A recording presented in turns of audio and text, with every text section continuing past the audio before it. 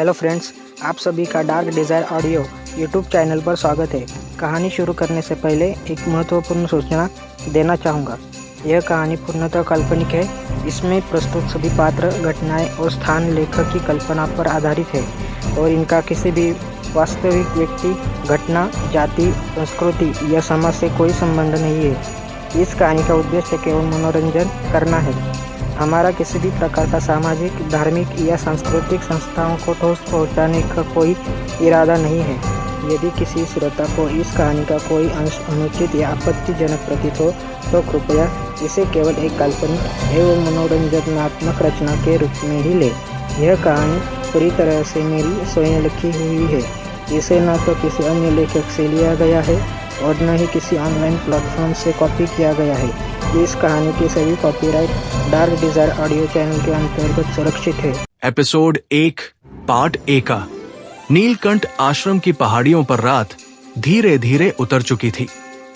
चारों ओर घना सन्नाटा फैला हुआ था। सिर्फ कभी कभी पेड़ों के पत्तों के हिलने की आवाज सुनाई देती थी।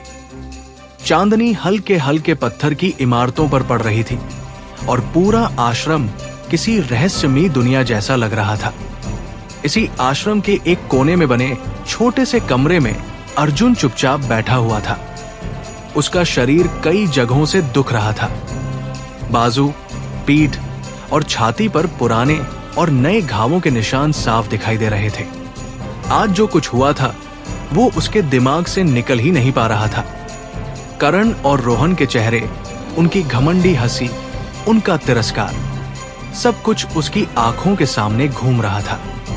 आज उसने पहली बार उन्हें सबके सामने हराया था, अपमानित किया था, लेकिन फिर भी उसके दिल में कोई सुकून नहीं था। वो दीवार से पीठ टिकाकर बैठा था और गहरी सांसें ले रहा था। उसकी आंखें बंद थी, लेकिन मन अशांत था। उसे लग रहा था कि ये सिर्फ शुरुआत है। आज की लड़ाई ने उसके लिए कई नए रास्ते खोल दिए थे, लेकिन साथ ही कई नए दुश्मन भी बना दिए थे। क्या मैं सच में बदल गया हूं? अर्जुन ने मन ही मन सोचा। कुछ साल पहले तक वो वही लड़का था जो हर अपमान चुपचाप सह लेता था, जो दूसरों के सामने सिर झुका लेता था, जो खुद को कमजोर मान चुका था। लेकिन अब उसके अंदर कुछ और ही जाग चुका था। उसने धीरे से अपने पेट के नीचे वाले हिस्से पर ध्यान लगाया, जहां उसकी साधना का केंद्र था। वहां हल्की सी गर्माहट महसूस हो रही थी, जैसे कोई नीली आग अंदर ही अंदर जल रही हो।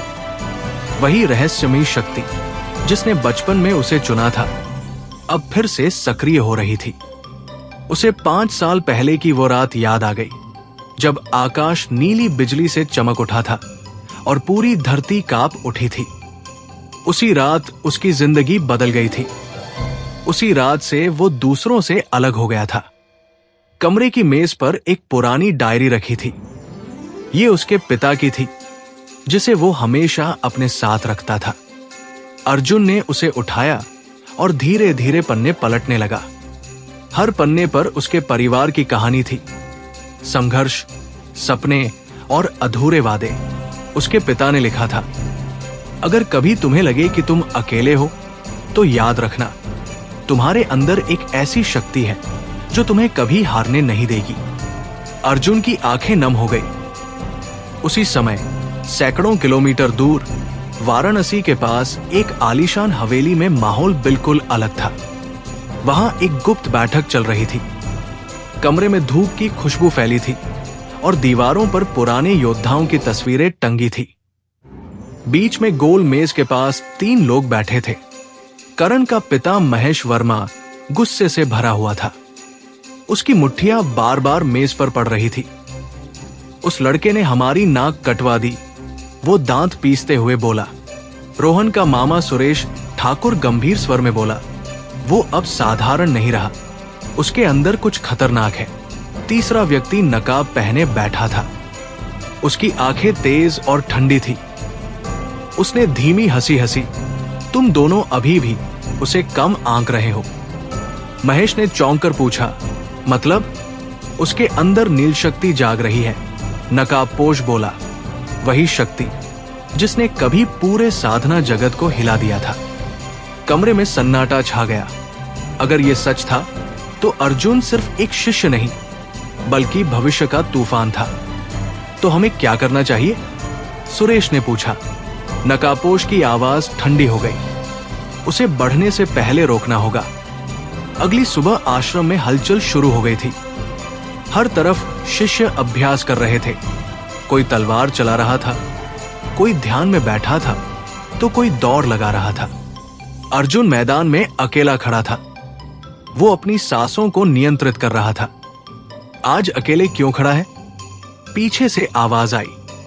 ये राहुल था, उसका सबसे अच्छा दोस्त। राहुल हमेशा उसकी ढाल बनकर खड़ा रहता था। जब सब उसका मजाक उड़ाते थे तब भी राहुल उसका साथ देता था। कल का मामला भारी था। राहुल बोला, डर तो नहीं लग रहा? अर्जुन हल्के से मुस्कुराया। अब नहीं। राहुल उसे गौर से देखने लगा। तू सच में बदल गया है, अच्छा या बुरा? अर्जुन ने पूछा। अच्छा, राहुल बोला, लेकिन संभल कर। तभी सामने से मीरा आती दिखाई दी। उसकी आंखों में शांति थी और चेहरे पर हल्की मुस्कान। तुम ठीक हो?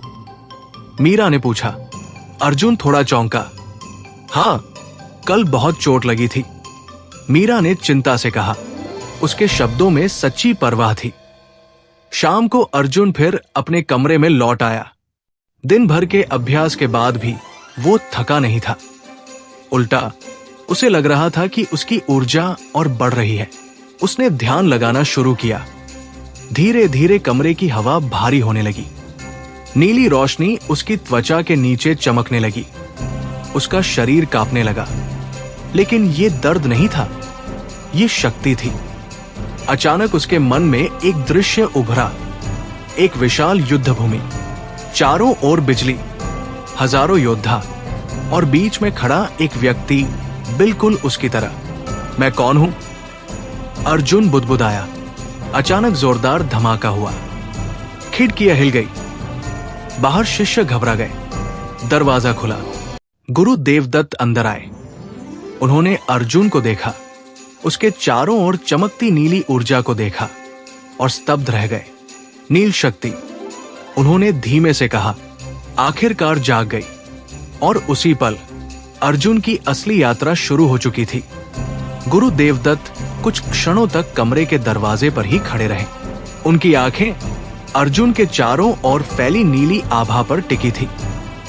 वो रोशनी अब धीरे धीरे मंद हो रही थी, लेकिन उसकी गूंज अभी भी हवा में महसूस की जा सकती थी। अर्जुन जमीन पर ध्यान की अवस्था में बैठा था। उसकी सांसें गहरी थी और माथे पर पसीने की हल्की बूंदें चमक रही थी। ऐसा लग रहा था मानो उसने अभी किसी बहुत बड़ी लड़ाई से वापसी की हो। देवदत्त धीरे धीरे आगे बढ़े। उनके चेहरे पर आश्चर्य, चिंता और हल्की सी प्रसन्नता एक साथ झलक रही थी। इतने वर्षों की साधना और अनुभव के बावजूद उन्होंने ऐसी ऊर्जा बहुत कम बार देखी थी। ये सामान्य शक्ति नहीं थी, ये वही नील शक्ति थी जिसके बारे में उन्होंने पुराने ग्रंथों में पढ़ा था, जिसके बारे में गुरु परंपरा में फुसफुसाहटें हुआ करती थी। अर्जुन ने धीरे धीरे आंखें खोली। जैसे ही उसकी नजर देवदत्त पर पड़ी, वो तुरंत उठने की कोशिश करने लगा, लेकिन शरीर की कमजोरी के कारण लड़खड़ा गया। देवदत्त ने आगे बढ़कर उसका कंधा थाम लिया और उसे संभाल लिया। अर्जुन ने झुकी हुई नजरों से उनका अभिवादन किया और क्षमा मांगने जैसा भाव उसके चेहरे पर आ गया। देवदत्त ने शांत स्वर में कहा कि उसे बैठने दो और पहले अपनी सांसें सामान्य करने दो। अर्जुन फिर से जमीन पर बैठ गया। कुछ देर तक दोनों चुप रहे। कमरे में सिर्फ अर्जुन की सांसों की आवाज गूंज रही थी। थोड़ी देर बाद देवदत्त ने धीमे स्वर में पूछा कि उसे कैसा महसूस हो रहा है। अर्जुन ने ईमानदारी से बताया कि उसे ऐसा लग रहा है जैसे उसके भीतर कोई नदी बह रही हो, कभी शांत, कभी उफनती हुई।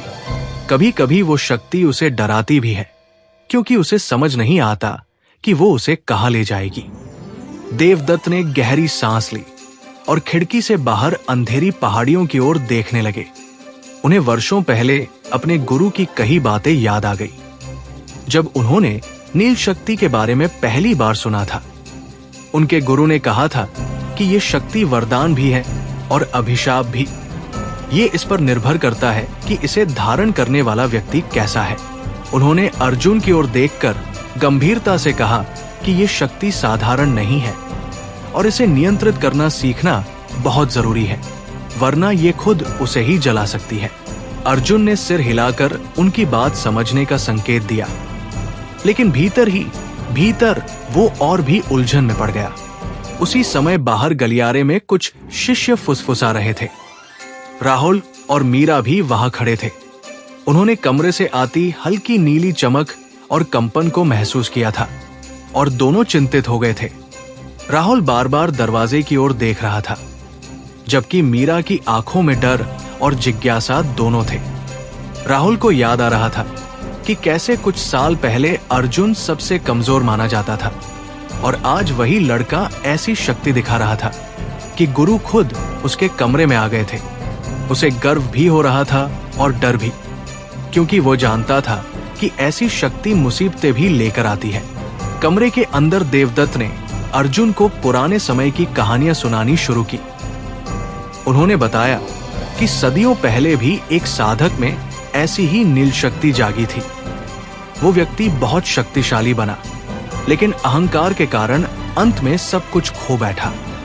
उसकी वजह से पूरे क्षेत्र में तबाही मच गई थी। इसलिए अब हर गुरु इस शक्ति से डरता भी है और उसका सम्मान भी करता है। अर्जुन चुपचाप सब सुनता रहा। उसे पहली बार एहसास हुआ कि उसका रास्ता कितना कठिन होने वाला है।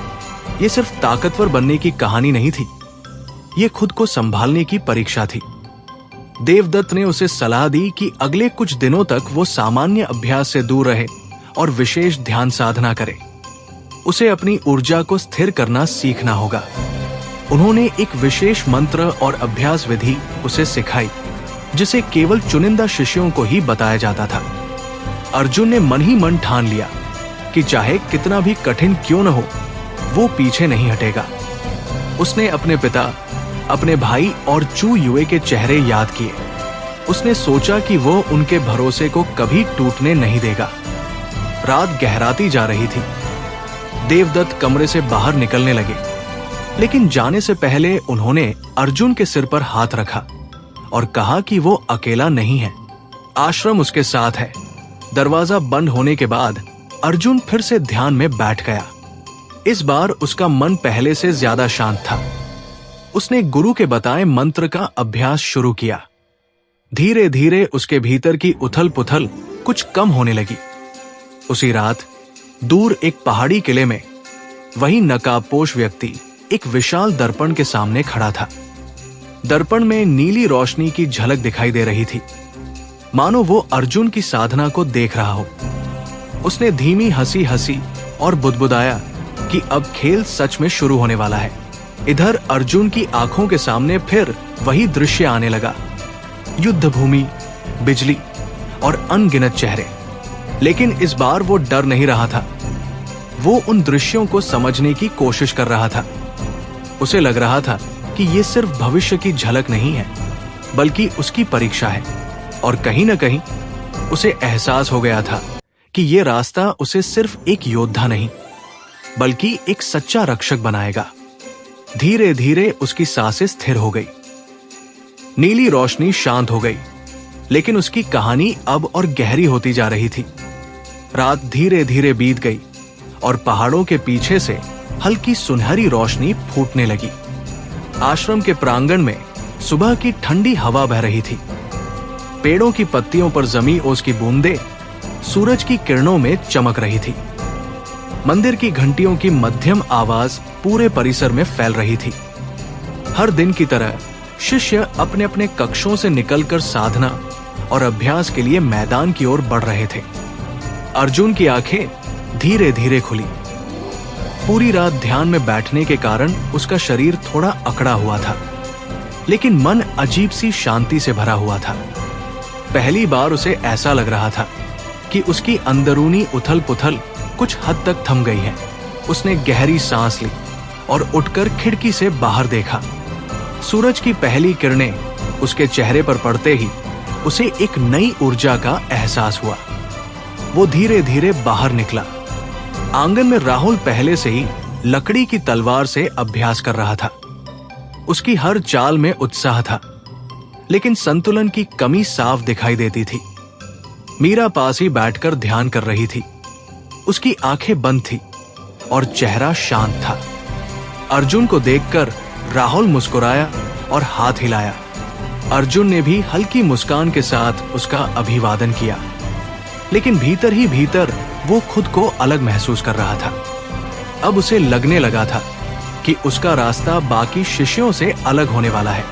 थोड़ी देर बाद गुरु देवदत्त मैदान में आए। उनके साथ 2 वरिष्ठ साधक भी थे।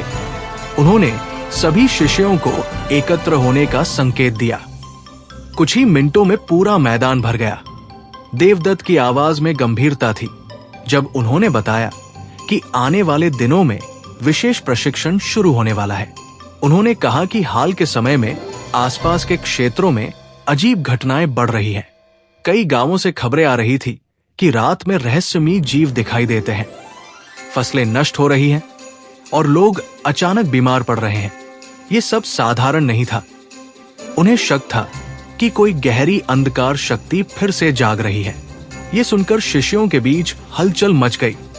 कुछ के चेहरे पर डर था, कुछ में उत्सुकता। अर्जुन का दिल जोर से धड़कने लगा। उसे याद आया कि उसने ध्यान के दौरान जो दृश्य देखे थे उनमें भी अंधेरे और विनाश की झलक थी। देवदत्त की नजर कुछ पल के लिए अर्जुन पर ठहर गई। उनकी आंखों में चिंता और उम्मीद दोनों थी। उन्होंने आगे कहा कि ऐसे समय में हर शिष्य को खुद को पहले से ज्यादा मजबूत बनाना होगा, न सिर्फ शारीरिक रूप से बल्कि मानसिक और आत्मिक रूप से भी। इसके बाद अभ्यास शुरू हुआ। आज का प्रशिक्षण सामान्य से कहीं कठिन था। शिष्यों को भारी पत्थरों के बीच संतुलन बनाकर चलना था, तेज हवाओं में ध्यान करना था और ऊर्जा को नियंत्रित करने के अभ्यास करने थे। अर्जुन ने पूरी ताकत लगा दी। जब वो संतुलन साधने की कोशिश कर रहा था तो उसे बार बार भीतर से नीली ऊर्जा का हल्का सा स्पंदन महसूस हो रहा था। वो उसे दबाने और नियंत्रित करने की कोशिश करता रहा, जैसा कि देवदत्त ने सिखाया था। राहुल कई बार फिसल गया, लेकिन हर बार उठकर फिर से कोशिश करता रहा। मीरा का संतुलन सबसे अच्छा था। उसकी चालों में एक अलग ही स्थिरता थी। दोपहर तक सभी थक चुके थे। देवदत्त ने उन्हें विश्राम करने का आदेश दिया। शिष्य छायादार पेड़ों के नीचे बैठ गए। कोई पानी पी रहा था, कोई चुपचाप लेटा हुआ था। अर्जुन एक चट्टान पर बैठा दूर पहाड़ियों को देख रहा था। उसे लग रहा था कि उन पहाड़ियों के पीछे कोई रहस्य छुपा है जो धीरे धीरे उसके करीब आ रहा है। मीरा उसके पास आकर बैठ गई। उसने धीरे से पूछा कि वो कैसा महसूस कर रहा है। अर्जुन ने मुस्कुराकर कहा कि वो ठीक है, लेकिन भीतर कहीं डर भी है। मीरा ने उसे समझाया कि डर होना गलत नहीं है। असली ताकत डर के बावजूद आगे बढ़ने में है। उसकी बातों से अर्जुन को थोड़ी राहत मिली। शाम को देवदत्त ने अर्जुन को अपने कक्ष में बुलाया। कमरे में धूप बत्ती की खुशबू फैली थी और दीवारों पर पुराने चित्र टंगे थे, जिनमें पुराने साधकों के युद्ध और साधना के दृश्य बने थे। देवदत्त ने उसे बताया कि आने वाले समय में उसे एक विशेष यात्रा पर भेजा जा सकता है। ये यात्रा साधारण नहीं होगी, ये उसकी आत्मा की परीक्षा होगी। उन्होंने कहा कि हर युग में नील शक्ति धारक को ऐसे ही रास्तों से गुजरना पड़ता है। ये रास्ता उसे खुद चुनना होगा। अर्जुन ने गंभीरता से सिर हिलाया। उसे अब साफ समझ में आने लगा था कि उसका जीवन पहले जैसा नहीं रहने वाला। रात को जब वो अपने कमरे में लौटा तो उसे फिर से वही नीली चमक हल्की सी दिखाई दी, लेकिन इस बार वो डरावनी नहीं थी। वो जैसे उसे आगे बढ़ने का संकेत दे रही थी। दूर कहीं उसी पहाड़ी किले में नकाबपोश व्यक्ति फिर से सक्रिय था। उसने अपने सामने रखे पत्थर पर अजीब चिन्ह बनाए और बुदबुदाया कि समय करीब आ रहा है और आश्रम में अर्जुन शांत मन से ध्यान में बैठा अनजाने भविष्य के लिए खुद को तैयार कर रहा था। ये उसकी यात्रा का अगला चरण था। रात का सन्नाटा धीरे धीरे गहराता जा रहा था। आश्रम के चारों ओर फैले जंगल से कभी कभी किसी पक्षी की आवाज आती तो कभी दूर कहीं झिंगुरों की धीमी गूंज सुनाई देती। चांद आधा ही निकला था, लेकिन उसकी हल्की रोशनी पत्थरों से बने रास्तों पर सफेद चादर की तरह फैल गई थी। अर्जुन अपने कमरे में चुपचाप बैठा था। उसके सामने छोटी सी दीपक जल रही थी, जिसकी लौ हवा के हल्के झोंकों से कांप रही थी। दिन भर की थकान के बावजूद उसकी आंखों में नींद नहीं थी। मन में तरह तरह के विचार घूम रहे थे। गुरु देवदत्त की बातें बार बार उसके दिमाग में गूंज रही थी। विशेष यात्रा, नील शक्ति, आने वाला खतरा, सब कुछ किसी धुंधले सपने की तरह लग रहा था। लेकिन वो जानता था कि ये सपना नहीं बल्कि हकीकत है। उसने गहरी सांस ली और ध्यान की मुद्रा में बैठ गया। जैसे ही उसने आंखें बंद की, भीतर वही जानी पहचानी ठंडक फैलने लगी। धीरे धीरे नीली रोशनी उसकी चेतना में उभर आई। इस बार वो पहले से कहीं अधिक स्पष्ट थी। वो रोशनी किसी धुएं की तरह नहीं बल्कि नदी की तरह बह रही थी, शांत लेकिन शक्तिशाली। अर्जुन ने डरने की बजाय उसे महसूस करने की कोशिश की। उसने मन ही मन खुद से कहा कि अब वो इस शक्ति से भागेगा नहीं बल्कि उसे समझने की कोशिश करेगा। कुछ ही पलों में उसे ऐसा लगा जैसे वो अपने शरीर से बाहर निकल गया हो। वो एक विशाल मैदान में खड़ा था, जहां चारों ओर नीला आकाश फैला हुआ था। जमीन पर हल्की चमक थी, मानो हर कण ऊर्जा से भरा हो। उसके सामने एक धुंधली आकृति प्रकट हुई। वो किसी बूढ़े साधु जैसी लग रही थी, लेकिन उसका चेहरा साफ नहीं दिख रहा था। उस आकृति से गहरी और गंभीर आवाज आई, जिसने कहा कि समय आ गया है, अब पीछे हटने का रास्ता नहीं बचा। अर्जुन ने साहस जुटाकर पूछा कि वो कौन है, लेकिन जवाब में सिर्फ एक हल्की मुस्कान महसूस हुई। फिर अचानक वो दृश्य टूट गया। अर्जुन की आंखें खुल गई। उसका शरीर पसीने से भीगा हुआ था और दिल तेजी से धड़क रहा था। वो कुछ देर तक वही बैठा रहा, ये समझने की कोशिश करता रहा कि जो उसने देखा वो सपना था या कोई संकेत। तभी दरवाजे पर हल्की दस्तक हुई। उसने उठकर दरवाजा खोला तो सामने राहुल खड़ा था। उसके चेहरे पर घबराहट थी। उसने बताया कि उसने भी अजीब सपना देखा था, जिसमें अंधेरा फैलता जा रहा था और अर्जुन बीच में खड़ा था, जैसे सब कुछ उसी पर निर्भर हो।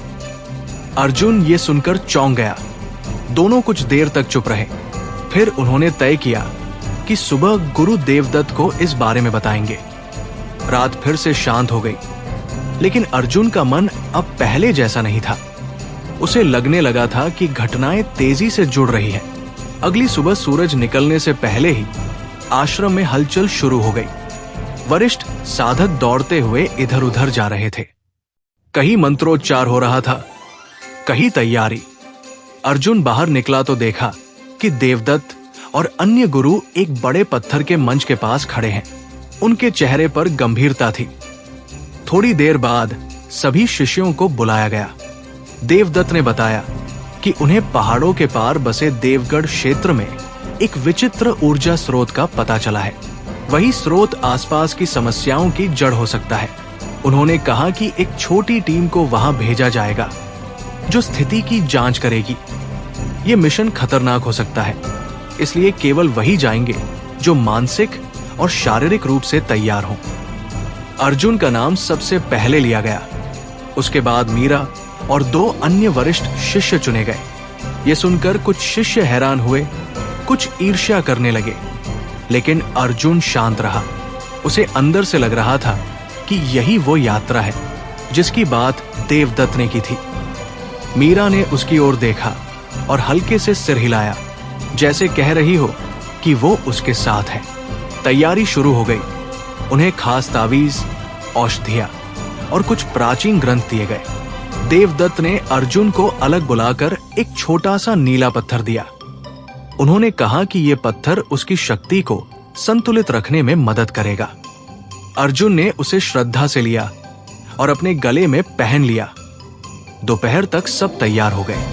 आश्रम के द्वार पर सभी शिष्य उन्हें विदा करने आए। वातावरण भावुक था। राहुल ने अर्जुन को गले लगाया और कहा कि वो जल्दी लौटे। अर्जुन ने मुस्कुराकर उसे भरोसा दिलाया। जैसे ही वे पहाड़ों की ओर बढ़े, पीछे आश्रम धीरे धीरे नजरों से ओझल होता गया। दूर कहीं काले बादलों के बीच वही नकाबपोश व्यक्ति खड़ा था।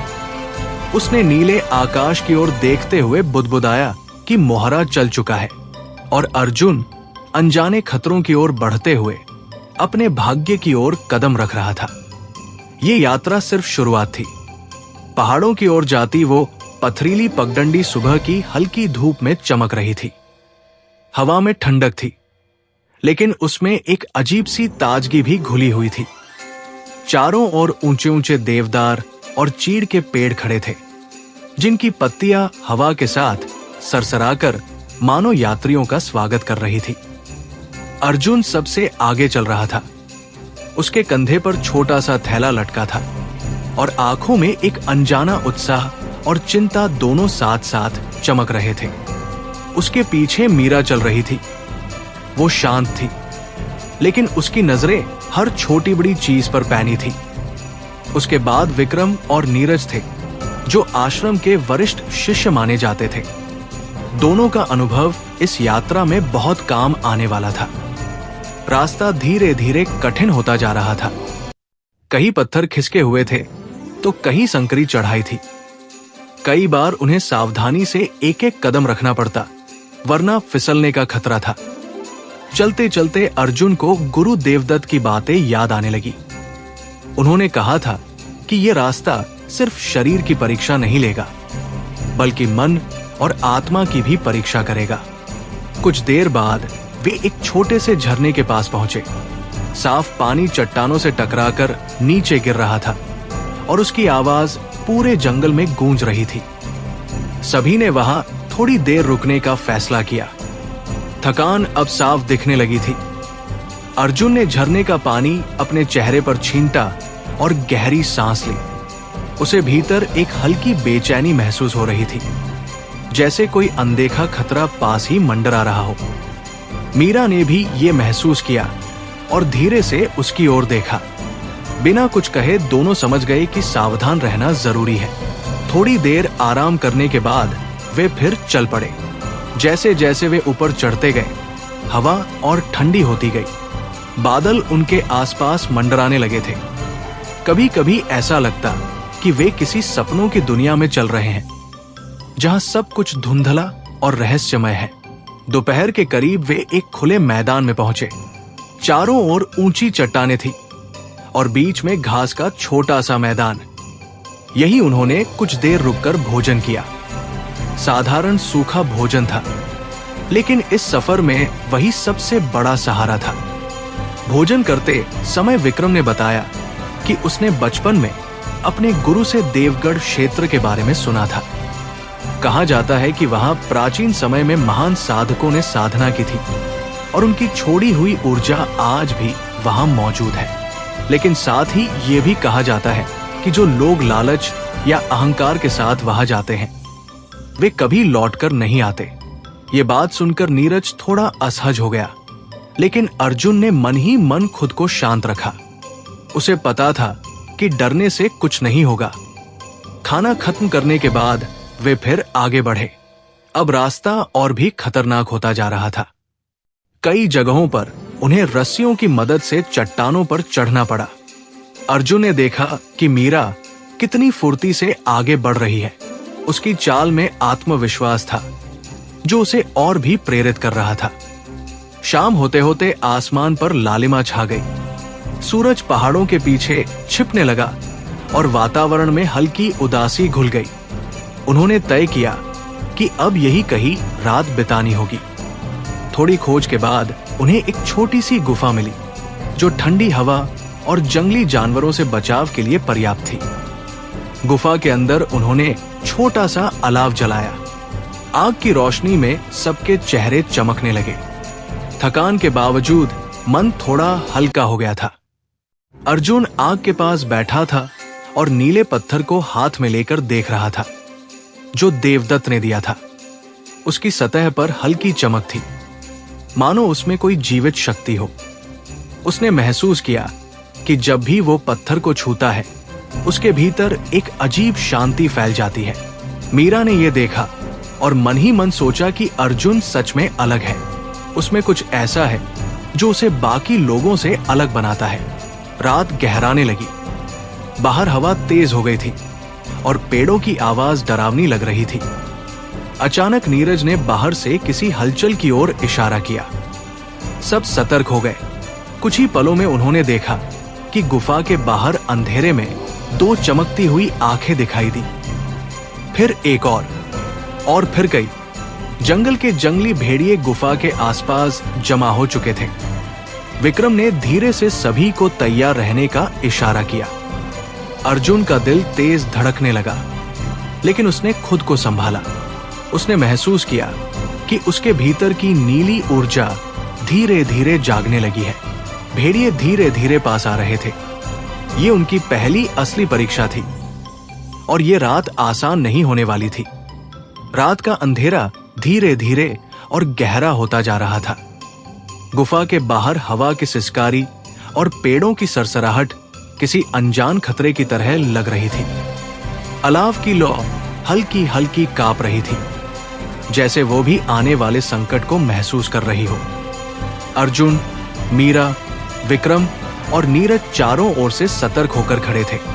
सबकी नजरें बाहर चमकती हुई आंखों पर टिकी थी, जो अंधेरे में किसी रहस्यमय शक्ति की तरह चमक रही थी। भेड़ियों की संख्या धीरे धीरे बढ़ती जा रही थी। पहले 2, फिर 4, फिर 6।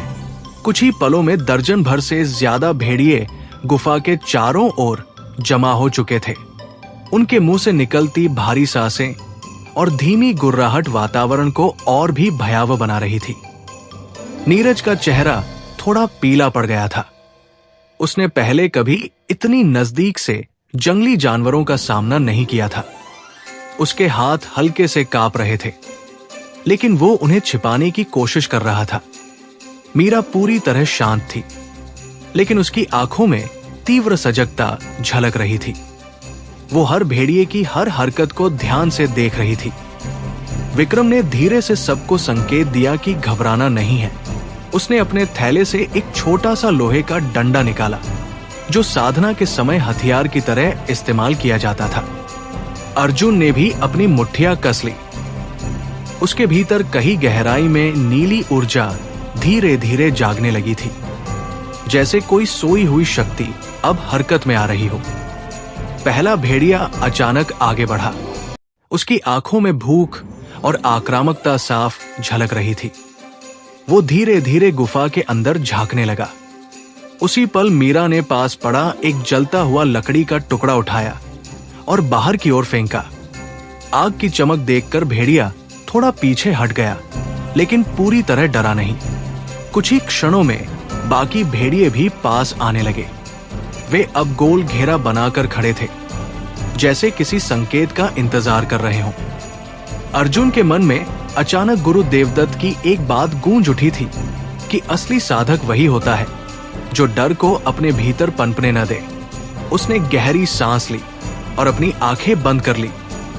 उसने अपने भीतर की ऊर्जा को महसूस करने की कोशिश की। धीरे धीरे उसके शरीर में हल्की गर्माहट फैलने लगी, जैसे ही एक भेड़िया छलांग लगाने वाला था। अर्जुन ने अचानक आगे बढ़कर जोर से पैर पटका। जमीन पर पड़ा पत्थर उछलकर सीधे उस भेड़िए के सिर से टकराया। भेड़िया दर्द से करहाता हुआ पीछे गिर गया। ये देखकर बाकी भेड़िए थोड़े सतर्क हो गए, लेकिन पूरी तरह पीछे नहीं हटे। विक्रम ने मौके का फायदा उठाते हुए अपनी लकड़ी की छड़ी घुमाई और सामने आने वाले 2 भेड़ियों को डराने की कोशिश की। नीरज ने भी हिम्मत जुटाकर पास पड़ी जलती लकड़ी उठाई और उसे हवा में घुमाने लगा। कुछ देर तक दोनों पक्षों के बीच एक अजीब सी खामोशी बनी रही। केवल हवा और आग की आवाज सुनाई दे रही थी। भेड़िए अब हमला करने से पहले सोचने लगे थे। अचानक झुंड का सबसे बड़ा भेड़िया, जो अब तक पीछे खड़ा था, आगे आया। उसका शरीर बाकी से कहीं बड़ा और मजबूत था। उसकी आंखों में एक अजीब सी चमक थी, मानो वो साधारण जानवर न होकर कुछ और ही हो। मीरा ने महसूस किया कि ये सामान्य भेड़िया नहीं है। उसने अर्जुन की ओर देखा, मानो उसे सावधान कर रही हो। वो बड़ा भेड़िया धीरे धीरे आगे बढ़ा और फिर अचानक बिजली की तरह छलांग लगा दी। उसका लक्ष्य सीधे अर्जुन था। अर्जुन ने बिना सोचे समझे हाथ आगे बढ़ाया। उसी क्षण उसके हाथ से नीली रोशनी की हल्की सी लहर निकली। वो खुद भी चौंक गया, लेकिन अब रुकने का समय नहीं था। उस ऊर्जा ने भेड़िए को हवा में ही धक्का दे दिया। वो कई फीट दूर जाकर चट्टान से टकराया और जमीन पर गिर पड़ा। बाकी भेड़िए ये देखकर घबरा गए। वे समझ गए थे कि सामने कोई साधारण इंसान नहीं है। कुछ पल तक सन्नाटा छाया रहा। फिर एक एक करके भेड़िए पीछे हटने लगे। कुछ ही देर में पूरा झुंड जंगल के अंधेरे में गायब हो गया। गुफा के अंदर चारों लोग कुछ देर तक चुपचाप खड़े रहे। सबके दिल जोर जोर से धड़क रहे थे। नीरज ने सबसे पहले राहत की सांस ली। मीरा ने अर्जुन को गौर से देखा। उसकी आंखों में अब सम्मान और जिज्ञासा दोनों थे। विक्रम ने हल्की मुस्कान के साथ सिर हिलाया। उसे समझ आ गया था कि अर्जुन की शक्ति अब धीरे धीरे जाग रही है। अर्जुन खुद भी हैरान था।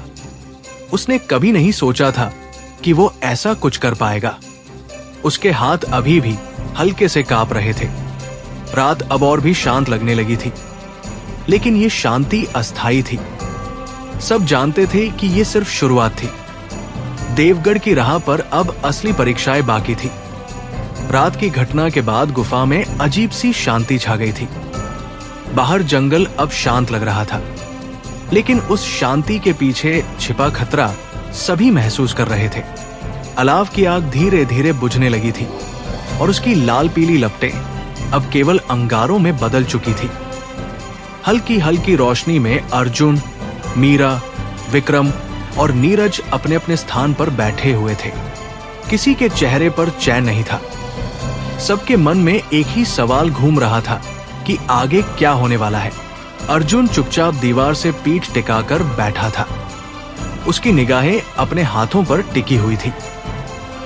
बार बार वो उन्हें देख रहा था, मानो यकीन नहीं कर पा रहा हो कि कुछ देर पहले इन्हीं हाथों से नीली रोशनी निकली थी। उसके मन में डर और उत्सुकता दोनों थे। वो सोच रहा था कि अगर ये शक्ति बेकाबू हो गई तो क्या होगा, और अगर इसे सही दिशा मिल गई तो वो कितना आगे बढ़ सकता है। मीरा पास ही बैठी धीरे धीरे अपनी सांसों को सामान्य कर रही थी। बाहर से देखने पर वो शांत लग रही थी, लेकिन उसके भीतर भी हलचल मची हुई थी। उसे पहली बार महसूस हुआ था कि अर्जुन केवल एक साधारण साधक नहीं है। उसके भीतर कुछ असाधारण छिपा हुआ है, जिसे वो खुद भी पूरी तरह नहीं समझ पाया है। विक्रम ने धीरे से पानी की बोतल निकाली और सबकी ओर बढ़ाई। नीरज ने जल्दी से एक घूंट लिया और फिर लंबी सांस छोड़ दी। उसका डर अब धीरे धीरे कम हो रहा था, लेकिन वो जानता था कि यह रास्ता आसान नहीं है। कुछ देर तक कोई कुछ नहीं बोला। केवल दूर कहीं झिंगुरों की आवाज और हवा की सरसराहट सुनाई दे रही थी। अंत में विक्रम ने हल्के स्वर में कहा कि आज की रात ने हमें यह समझा दिया है कि देवगढ़ की राह केवल साधना की नहीं, बल्कि साहस और समझदारी की भी परीक्षा है। उसकी आवाज में अनुभव की गंभीरता थी। अर्जुन ने सिर हिलाया। उसके मन में गुरु देवदत्त की छवि उभर आई। उसने याद किया कि कैसे गुरु ने उसे हमेशा संयम और धैर्य का महत्व समझाया था। अब उसे समझ आने लगा था कि उन बातों का असली मतलब क्या था। मीरा ने धीरे से कहा कि वो शक्ति जो अर्जुन में जाग रही है साधारण नहीं है। शायद वो उसी दिव्य ऊर्जा से जुड़ी है जिसके बारे में पुराने ग्रंथों में लिखा है। उसने ये बात सोच समझकर कही थी, क्योंकि वो अर्जुन को डराना नहीं चाहती थी, बल्कि उसे सच से अवगत कराना चाहती थी। अर्जुन थोड़ा घबरा गया। उसके मन में कई सवाल उठने लगे। क्या वो इस शक्ति के लायक है? क्या वो इसे संभाल पाएगा? और क्या ये शक्ति उसे सही रास्ते पर ले जाएगी या भटका देगी? नीरज ने माहौल को हल्का करने की कोशिश करते हुए मुस्कुराकर कहा कि चाहे कुछ भी हो, वे सब साथ हैं। अगर मुश्किल आएगी तो मिलकर उसका सामना करेंगे। उसकी ये बात सरल थी, लेकिन उसमें सच्चाई थी। धीरे धीरे रात बीतने लगी। चारों ने थोड़ी थोड़ी देर में आंखें मूंद ली, लेकिन किसी को गहरी नींद नहीं आई। हर आहट पर सब चौंक जाते थे। सुबह होने से पहले ही आकाश हल्का नीला होने लगा। पक्षियों की आवाजें गूंजने लगी। जंगल अब डरावना नहीं, बल्कि शांत और सुंदर लग रहा था। अर्जुन सबसे पहले उठा। उसने बाहर निकलकर गहरी सांस ली। ठंडी हवा उसके चेहरे से टकराई और मन को कुछ राहत मिली। उसने दूर तक फैले जंगल और पहाड़ियों को देखा। उसे एहसास हुआ कि उसकी यात्रा अभी बहुत लंबी है। मीरा भी थोड़ी देर बाद बाहर आई। उसने अर्जुन को अकेले खड़े देखा और उसके पास आकर खड़ी हो गई। दोनों कुछ देर तक बिना बोले सामने देखते रहे। उस खामोशी में भी एक अजीब सा अपनापन था। विक्रम और नीरज भी उठ गए। सबने मिलकर जल्दी जल्दी सामान समेटा। उन्हें पता था कि आज का दिन महत्वपूर्ण होने वाला है। देवगढ़ की सीमा अब ज्यादा दूर नहीं थी। चलने से पहले विक्रम ने सबको थोड़ी देर ध्यान करने के लिए कहा। चारों ने आंखें बंद की और अपने भीतर की ऊर्जा को महसूस करने की कोशिश की। जंगल की शांति उनके मन में उतरने लगी। अर्जुन ने महसूस किया कि उसके भीतर की नीली ऊर्जा अब पहले से ज्यादा स्थिर है। वो अब बेकाबू नहीं लग रही थी, बल्कि धीरे धीरे उसके नियंत्रण में आ रही थी। ध्यान खत्म होने के बाद सबने एक दूसरे की ओर देखा। सबकी आंखों में अब पहले से ज्यादा आत्मविश्वास था। वे गुफा से बाहर निकले और पहाड़ी रास्ते पर आगे बढ़ने लगे। सूरज अब ऊपर चढ़ चुका था और उसकी किरणें पेड़ों के बीच से छनकर जमीन पर पड़ रही थी। रास्ता पहले से ज्यादा कठिन होता जा रहा था। कहीं पत्थर थे, कहीं फिसलन, तो कहीं घना जंगल, लेकिन अब उनके कदमों में डर से ज्यादा दृढ़ता थी। चलते हुए अर्जुन बार बार अपने भीतर की शक्ति को महसूस करता रहा। वो जानता था कि ये सिर्फ शुरुआत है। आगे उसे और भी कठिन परीक्षाओं से गुजरना होगा। देवगढ़ की रहस्यमय भूमि अब धीरे धीरे पास आ रही थी और उसके साथ ही उनके जीवन का एक नया अध्याय भी खुलने वाला था। सुबह की हल्की धूप जब पहाड़ियों के पीछे से निकलकर जंगल पर फैलने लगी, तब अर्जुन, मीरा, विक्रम और नीरज पत्थरीले रास्ते पर धीरे धीरे आगे बढ़ रहे थे। रात की थकान अब भी उनके शरीर में बाकी थी, लेकिन मन में एक नई ऊर्जा थी जो उन्हें लगातार आगे बढ़ने के लिए प्रेरित कर रही थी। हवा में पेड़ों की खुशबू घुली हुई थी और दूर कहीं झरने की हल्की सी आवाज सुनाई दे रही थी, मानो प्रकृति खुद उन्हें आगे बढ़ने का संकेत दे रही हो। रास्ता अब पहले से कहीं ज्यादा कठिन होता जा रहा था। कभी ऊंची चढ़ाई, कभी संकरी पगडंडी और कभी घने पेड़ों के बीच से गुजरना पड़ता था। नीरज कई बार फिसलते फिसलते बचा, लेकिन विक्रम हर बार उसे संभाल लेता। मीरा अपनी तेज निगाहों से आसपास पर नजर रखे हुए थी, जैसे किसी अनहोनी की आहट का इंतजार कर रही हो। अर्जुन सबसे आगे चल रहा था, लेकिन उसके कदमों में जल्दबाजी नहीं थी, बल्कि एक गहरी सोच और सावधानी थी।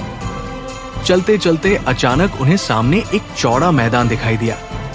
चारों ओर ऊंचे ऊंचे पत्थर खड़े थे, जैसे किसी प्राचीन सभ्यता के अवशेष हो। मैदान के बीचों बीच एक पुराना पत्थर का स्तंभ खड़ा था, जिस पर अजीब सी आकृतियां और मंत्र खुदे हुए थे। उन चिन्हों से हल्की नीली रोशनी निकल रही थी, जो अर्जुन के भीतर की ऊर्जा से मेल खा रही थी। अर्जुन को देखते ही महसूस हुआ कि उसके दिल की धड़कन तेज हो गई है। उसे ऐसा लगा मानो ये स्थान उसे बुला रहा हो।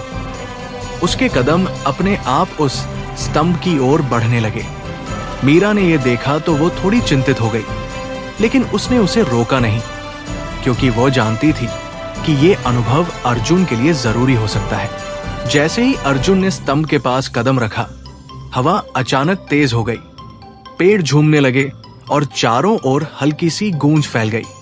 नीरज घबरा गया और उसने पीछे हटने की कोशिश की, लेकिन विक्रम ने उसका कंधा थाम लिया और उसे शांत रहने का इशारा किया।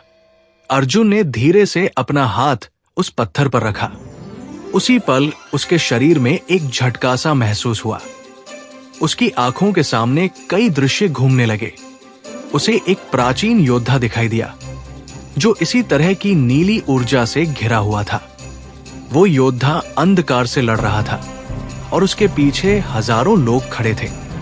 वो दृश्य इतना वास्तविक था कि अर्जुन कुछ पल के लिए भूल गया कि वो कहाँ है।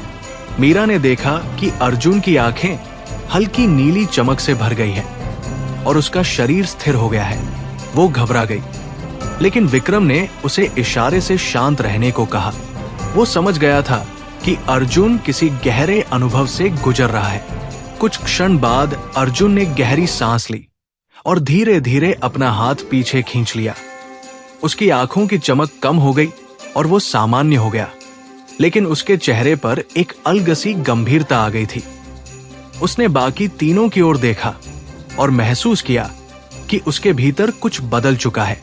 उसे अब यह समझ आने लगा था कि उसकी शक्ति केवल संयोग नहीं है, बल्कि किसी पुराने रहस्य से जुड़ी हुई है। चारों कुछ देर तक उस स्तंभ के पास बैठे रहे। हवा अब शांत हो चुकी थी और मैदान फिर से सामान्य लगने लगा था, लेकिन उनके दिलों में हलचल बनी हुई थी। मीरा ने धीरे से कहा कि यह स्थान शायद किसी प्राचीन साधक का साधना स्थल रहा होगा और अर्जुन का यहां आना कोई संयोग नहीं हो सकता। उसकी आवाज में विश्वास था। विक्रम ने भी हामी भरी और कहा कि ऐसे स्थान अक्सर उन लोगों को आकर्षित करते हैं जिनके भीतर विशेष ऊर्जा होती है। उसने अर्जुन की ओर देखा और हल्की मुस्कान दी, जैसे उसे प्रोत्साहित कर रहा हो। नीरज अब भी थोड़ा डरा हुआ था, लेकिन उसके मन में उत्सुकता भी जाग गई थी। उसने सोचा कि वह भी इस यात्रा का हिस्सा बनकर कुछ खास अनुभव कर रहा है।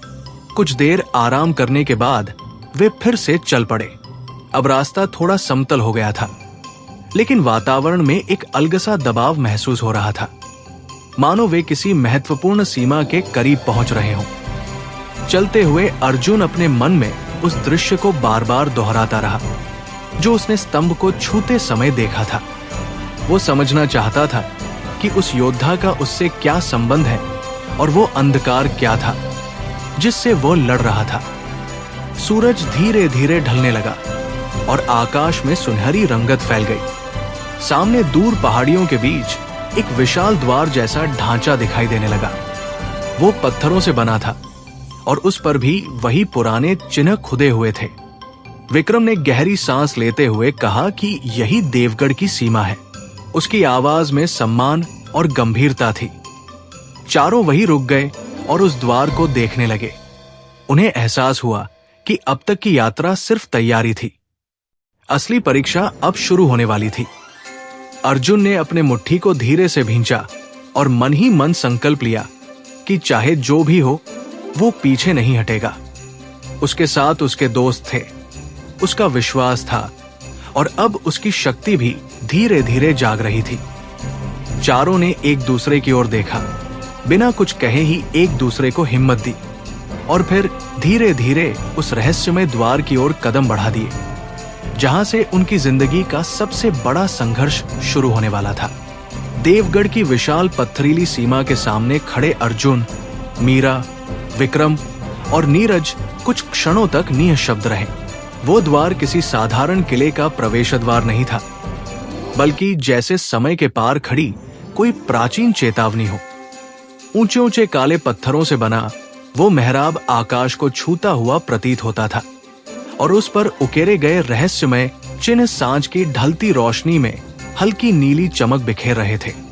हवा अचानक ठंडी हो गई थी और वातावरण में एक अनजाना दबाव महसूस हो रहा था, जैसे ये स्थान आने वालों की शक्ति को परख रहा हो। अर्जुन ने धीरे धीरे आगे कदम बढ़ाया उसके भीतर वही हल्की सी कंपन फिर से जाग उठी जो उसने प्राचीन स्तंभ को छूते समय महसूस की थी। उसे स्पष्ट अनुभव हो रहा था कि इस द्वार के पार कुछ ऐसा है जो उसके जीवन की दिशा बदल देगा। वो पीछे मुड़ा और उसने अपने साथियों की ओर देखा।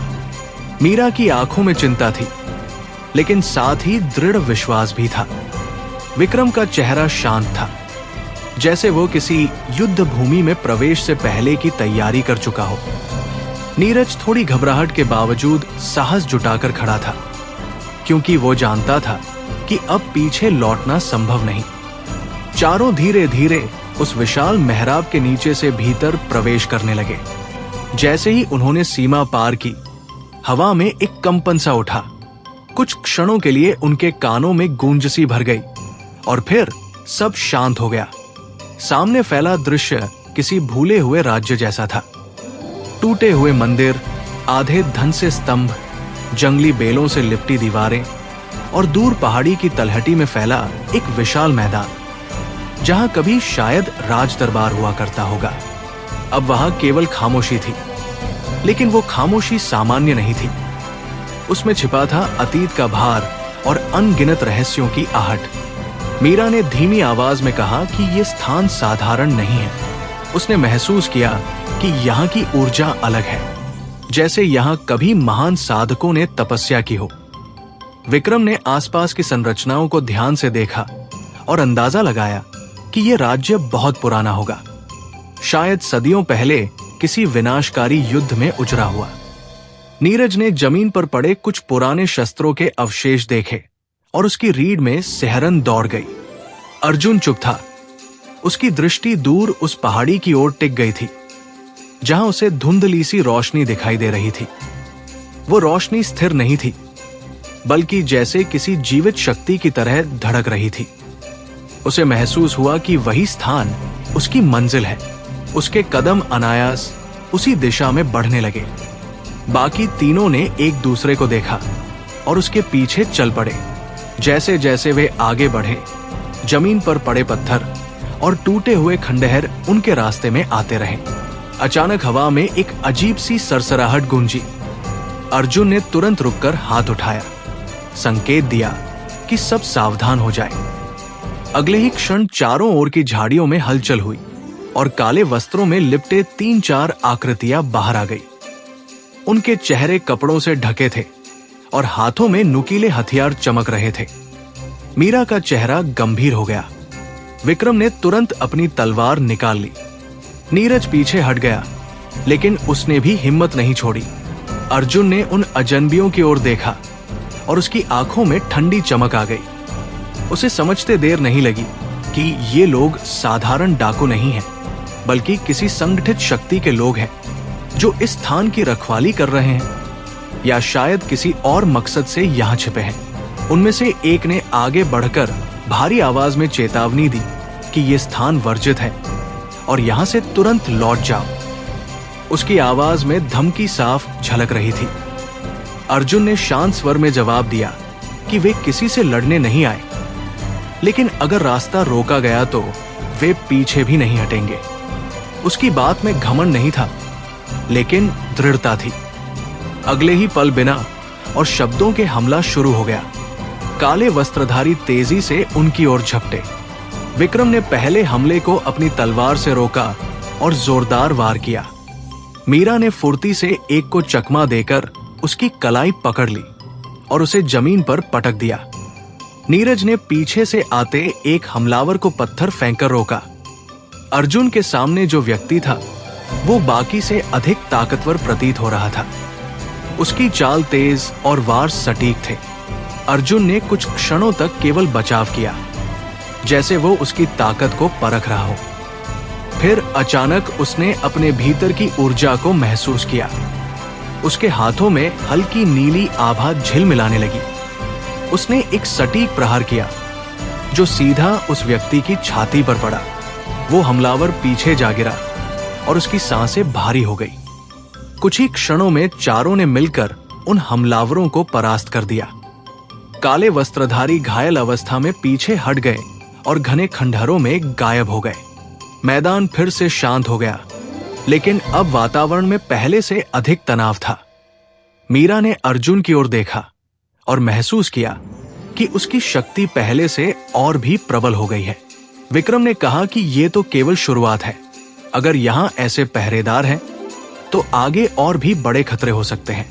नीरज ने घबराहट में पूछा कि क्या हमें वापस लौट जाना चाहिए, लेकिन अर्जुन ने धीरे से सिर हिलाया और कहा कि अब लौटने का कोई अर्थ नहीं। सांझ अब पूरी तरह रात में बदल चुकी थी। आकाश में चांद निकल आया था और उसकी चांदनी में देवगढ़ के खंडहर और भी रहस्यमय लग रहे थे। दूर पहाड़ी की ओर वही धड़कती रोशनी अब और स्पष्ट दिखाई दे रही थी। चारों ने तय किया कि वे रात यही बिताएंगे और सुबह होते ही पहाड़ी की ओर बढ़ेंगे। उन्होंने एक सुरक्षित जगह चुनकर आग जलाई। आग की लपटों में उनके चेहरे चमक रहे थे और हर कोई अपने अपने विचारों में डूबा था। अर्जुन आसमान की ओर देख रहा था। उसे महसूस हो रहा था कि उसका जीवन किसी अनदेखी दिशा में मुड़ चुका है। अब ये केवल शक्ति पाने की यात्रा नहीं रही थी, बल्कि सच जानने की राह बन गई थी। उसके भीतर एक नया संकल्प जाग रहा था। चाहे सामने कितना भी अंधकार क्यों न हो, वो उसका सामना करेगा। आग की धीमी लपटों के बीच देवगढ़ की खामोशी और गहरी होती गई, जैसे स्वयं ये प्राचीन भूमि उनकी अगली परीक्षा की तैयारी कर रही हो। रात गहराती जा रही थी और देवगढ़ के खंडहरों पर चांदनी धीरे धीरे फैल चुकी थी।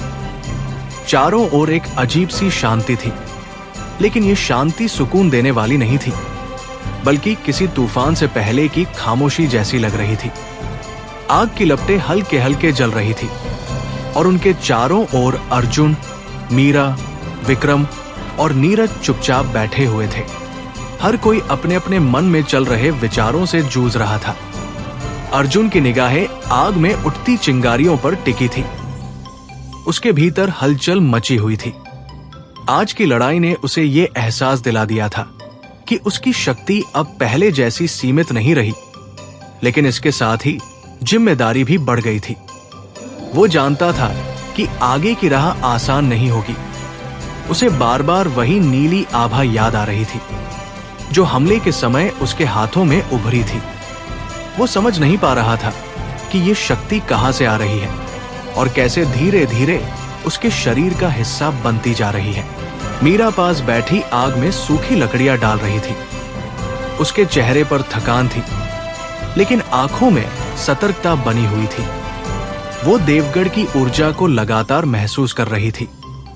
उसे लग रहा था जैसे ये जगह उनके हर कदम पर नजर रख रही हो।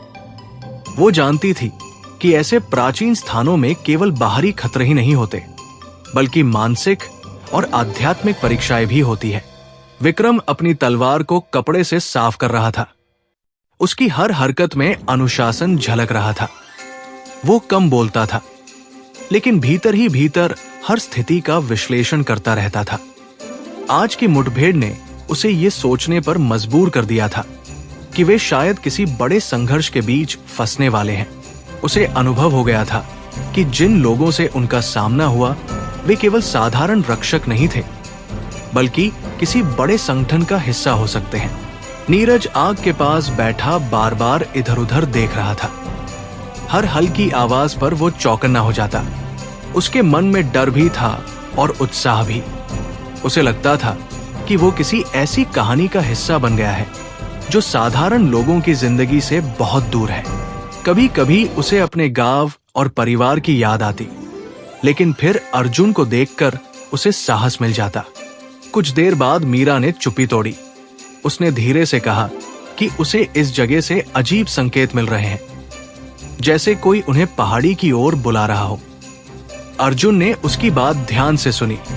उसने भी महसूस किया था कि पहाड़ी की दिशा में कोई अदृश्य खिंचाव है। वो जानता था कि वही उनका अगला पड़ाव है। रात के दूसरे पहर अचानक हवा तेज हो गई।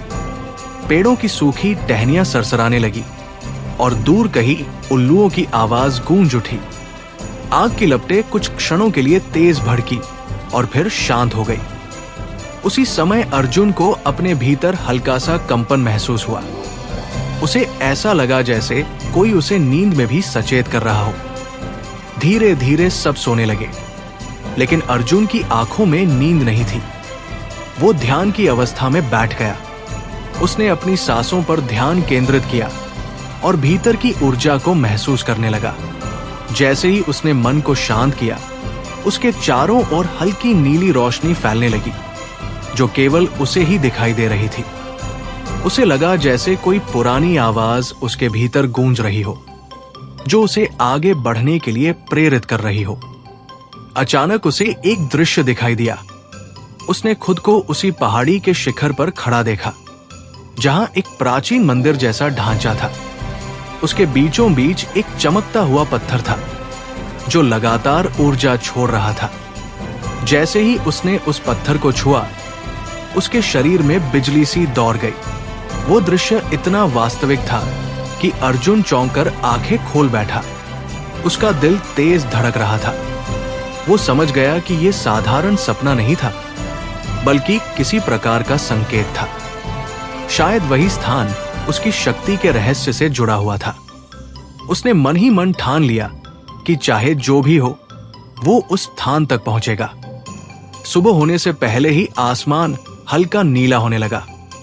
पक्षियों की आवाजों के साथ देवगढ़ की नींद टूटी। चारों उठ चुके थे और जल्दी जल्दी अपनी तैयारी कर रहे थे। मीरा ने कुछ सूखे फल और पानी बांटा। विक्रम ने आसपास की दिशा का अनुमान लगाया। नीरज थोड़ी देर तक चुपचाप बैठा रहा। फिर उसने गहरी सांस ली और खुद को मानसिक रूप से मजबूत किया। सूरज निकलते ही वे पहाड़ी की ओर बढ़ने लगे। रास्ता आसान नहीं था। कहीं ऊंची चट्टानें थी, कहीं घनी झाड़ियां, तो कहीं दलदली जमीन। चलते चलते कई बार उन्हें रुककर सांस लेनी पड़ती, लेकिन किसी ने भी शिकायत नहीं की। सब जानते थे कि यह सफर उनके लिए कितना जरूरी है। कुछ दूर चलने के बाद उन्हें एक पुराना पत्थर का पुल मिला, जो एक गहरी खाई के ऊपर बना था। नीचे अंधेरा और धुंध थी, जैसे उसकी गहराई का कोई अंत न हो। पुल देखने में कमजोर लग रहा था, मानो किसी भी पल टूट सकता हो। नीरज का चेहरा पीला पड़ गया, लेकिन अर्जुन ने उसका कंधा थपथपाकर उसे हिम्मत दी। वे एक एक करके पुल पार करने लगे। हर कदम पर लकड़ी और पत्थरों की चरमराहट सुनाई दे रही थी। हवा के झोंके पुल को हिला रहे थे। मीरा ने मन ही मन मंत्रों का जाप किया, ताकि संतुलन बना रहे। विक्रम ने सबसे आगे रहकर रास्ता सुरक्षित किया। जब वे आखिरकार दूसरी ओर पहुंचे, तो सबने राहत की सांस ली। सामने अब पहाड़ी का असली चढ़ाव शुरू हो चुका था।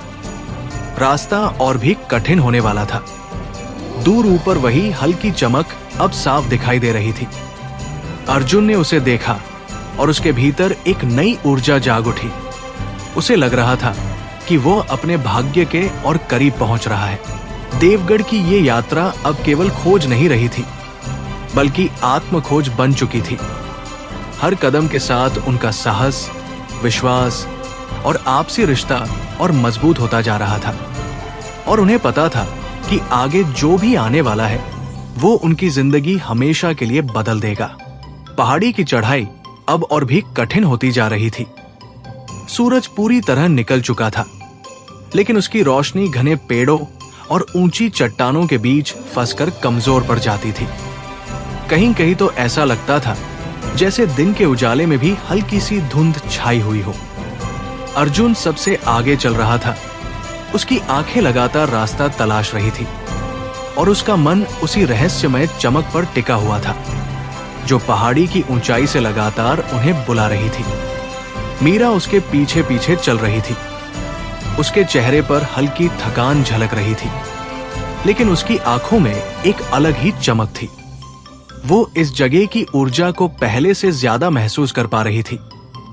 हर कदम पर उसे लगता जैसे हवा में कोई अदृश्य लहरें तैर रही हों, जो उनके शरीर और मन दोनों को छू रही हों। कई बार उसे ऐसा भी लगता कि कोई उन्हें दूर से देख रहा है, लेकिन जब वो इधर उधर नजर दौड़ाती तो सिवाय पेड़ों और चट्टानों के कुछ भी नहीं दिखता। विक्रम अपने भारी कदमों के साथ सावधानी से आगे बढ़ रहा था। उसकी तलवार उसकी पीठ पर बंधी हुई थी, लेकिन उसका हाथ बार बार उसकी मूठ तक चला जाता, मानो वो हर पल किसी अनहोनी के लिए तैयार हो। उसे इस पहाड़ी से अच्छा एहसास नहीं हो रहा था।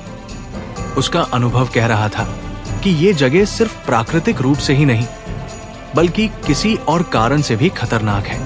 नीरज सबसे पीछे था।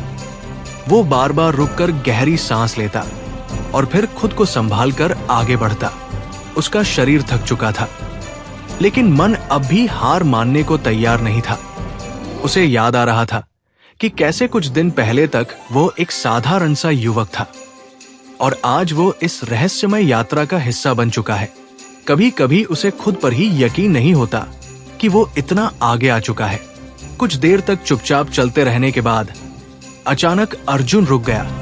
उसने हाथ उठाकर सबको संकेत दिया कि वे भी रुक जाए। सामने रास्ता दो हिस्सों में बंट रहा था। एक रास्ता बाईं ओर घने जंगल में जा रहा था, जहां अंधेरा और सन्नाटा था, जबकि दूसरा रास्ता दाईं और चट्टानों के बीच से ऊपर की ओर जाता था, जहां से वही रहस्यमय चमक दिखाई दे रही थी। मीरा ने आंखें बंद करके कुछ क्षण ध्यान लगाया। उसे बाईं ओर से भारी और दबाव भरी ऊर्जा महसूस हुई, जो खतरे का संकेत दे रही थी, जबकि दाईं ओर से हल्की लेकिन शक्तिशाली तरंगें आ रही थी। उसने धीरे से अर्जुन को इशारा किया कि दाईं ओर का रास्ता ही सही है। अर्जुन ने भी बिना ज्यादा सोच विचार किए उसी दिशा में बढ़ने का फैसला किया। जैसे ही वे दाईं ओर मुड़े, हवा का बहाव बदल गया। अब उसमें हल्की सी ठंडक घुल गई थी। पहाड़ी की ऊंचाई बढ़ने के साथ साथ वातावरण और भी रहस्यमय होता जा रहा था। पेड़ छोटे होते जा रहे थे और चट्टानें ज्यादा नुकीली और खतरनाक दिखने लगी थी। कई जगह तो उन्हें हाथों के सहारे चढ़ना पड़ रहा था। एक जगह पहुंचकर रास्ता अचानक बहुत संकरा हो गया। एक ओर गहरी खाई थी और दूसरी ओर खड़ी चट्टान। केवल एक पतली सी पगडंडी थी, जिस पर पैर रखते समय जरा सी भी चूक जानलेवा हो सकती थी। विक्रम ने आगे बढ़कर पहले रास्ता परखा। उसने धीरे धीरे कदम रखा और संतुलन बनाए रखा। फिर बाकी लोगों को भी इशारा किया कि वे उसी तरह चले। मीरा का पैर एक जगह फिसल गया, लेकिन अर्जुन ने तुरंत उसका हाथ पकड़ लिया। दोनों कुछ पल तक ऐसे ही रुके रहे। दिल तेज धड़कता रहा। फिर मीरा ने खुद को संभाला और आगे बढ़ी। उस पल दोनों को एहसास हुआ कि अब वे सिर्फ साथी नहीं, बल्कि एक दूसरे के सहारे हैं। पगडंडी पार करते ही उन्हें एक छोटा सा समतल मैदान मिला। वहां पत्थरों के बीच एक पुराना सा स्तंभ खड़ा था, जिस पर अजीब से चिन्ह बने हुए थे। वे सभी रुककर उसे देखने लगे। अर्जुन को उन चिन्हों में कुछ जाना पहचाना सा लगा, मानो उसने उन्हें कहीं सपने में देखा हो। मीरा ने ध्यान से उन प्रतीकों को पढ़ने की कोशिश की। उसे समझ आया कि ये किसी प्राचीन साधना मार्ग से जुड़े संकेत हैं, जो केवल योग्य व्यक्ति को ही आगे बढ़ने की अनुमति देते हैं। उसने अर्जुन से कहा कि शायद ये स्थान उनकी परीक्षा लेने वाला है। जैसे ही अर्जुन ने उस स्तंभ को छुआ, जमीन हल्के से कांप गई। चारों ओर से धीमी गूंज उठने लगी, जैसे कोई पुरानी शक्ति जाग रही हो। हवा अचानक तेज चलने लगी और आसमान पर बादल घिरने लगे। नीरज डर के मारे पीछे हट गया, लेकिन अर्जुन ने उसे आश्वासन भरी नजरों से देखा। अचानक उनके सामने जमीन पर नीली रोशनी से बना एक गोल घेरा उभर आया। उसके बीचों बीच एक धुंधली सी आकृति दिखाई देने लगी, जो धीरे धीरे स्पष्ट होती गई। वो एक वृद्ध साधक की छाया थी, जिसकी आंखों में अजीब सी चमक थी। उसकी आवाज गूंजते हुए उनके मन में उतर गई, जैसे वो बाहर से नहीं, बल्कि भीतर से बोल रहा हो। उस छाया ने बताया कि ये स्थान केवल उन लोगों के लिए है, जिनके मन में भय से ज्यादा साहस और स्वार्थ से ज्यादा त्याग है। जो इस परीक्षा में असफल होंगे, वे यही रुक जाएंगे। ये सुनकर सभी के दिलों में हल्की घबराहट फैल गई। फिर अचानक चारों ओर का दृश्य बदल गया। उन्हें लगा जैसे वे अब पहाड़ी पर नहीं, बल्कि अलग अलग जगहों पर खड़े हैं।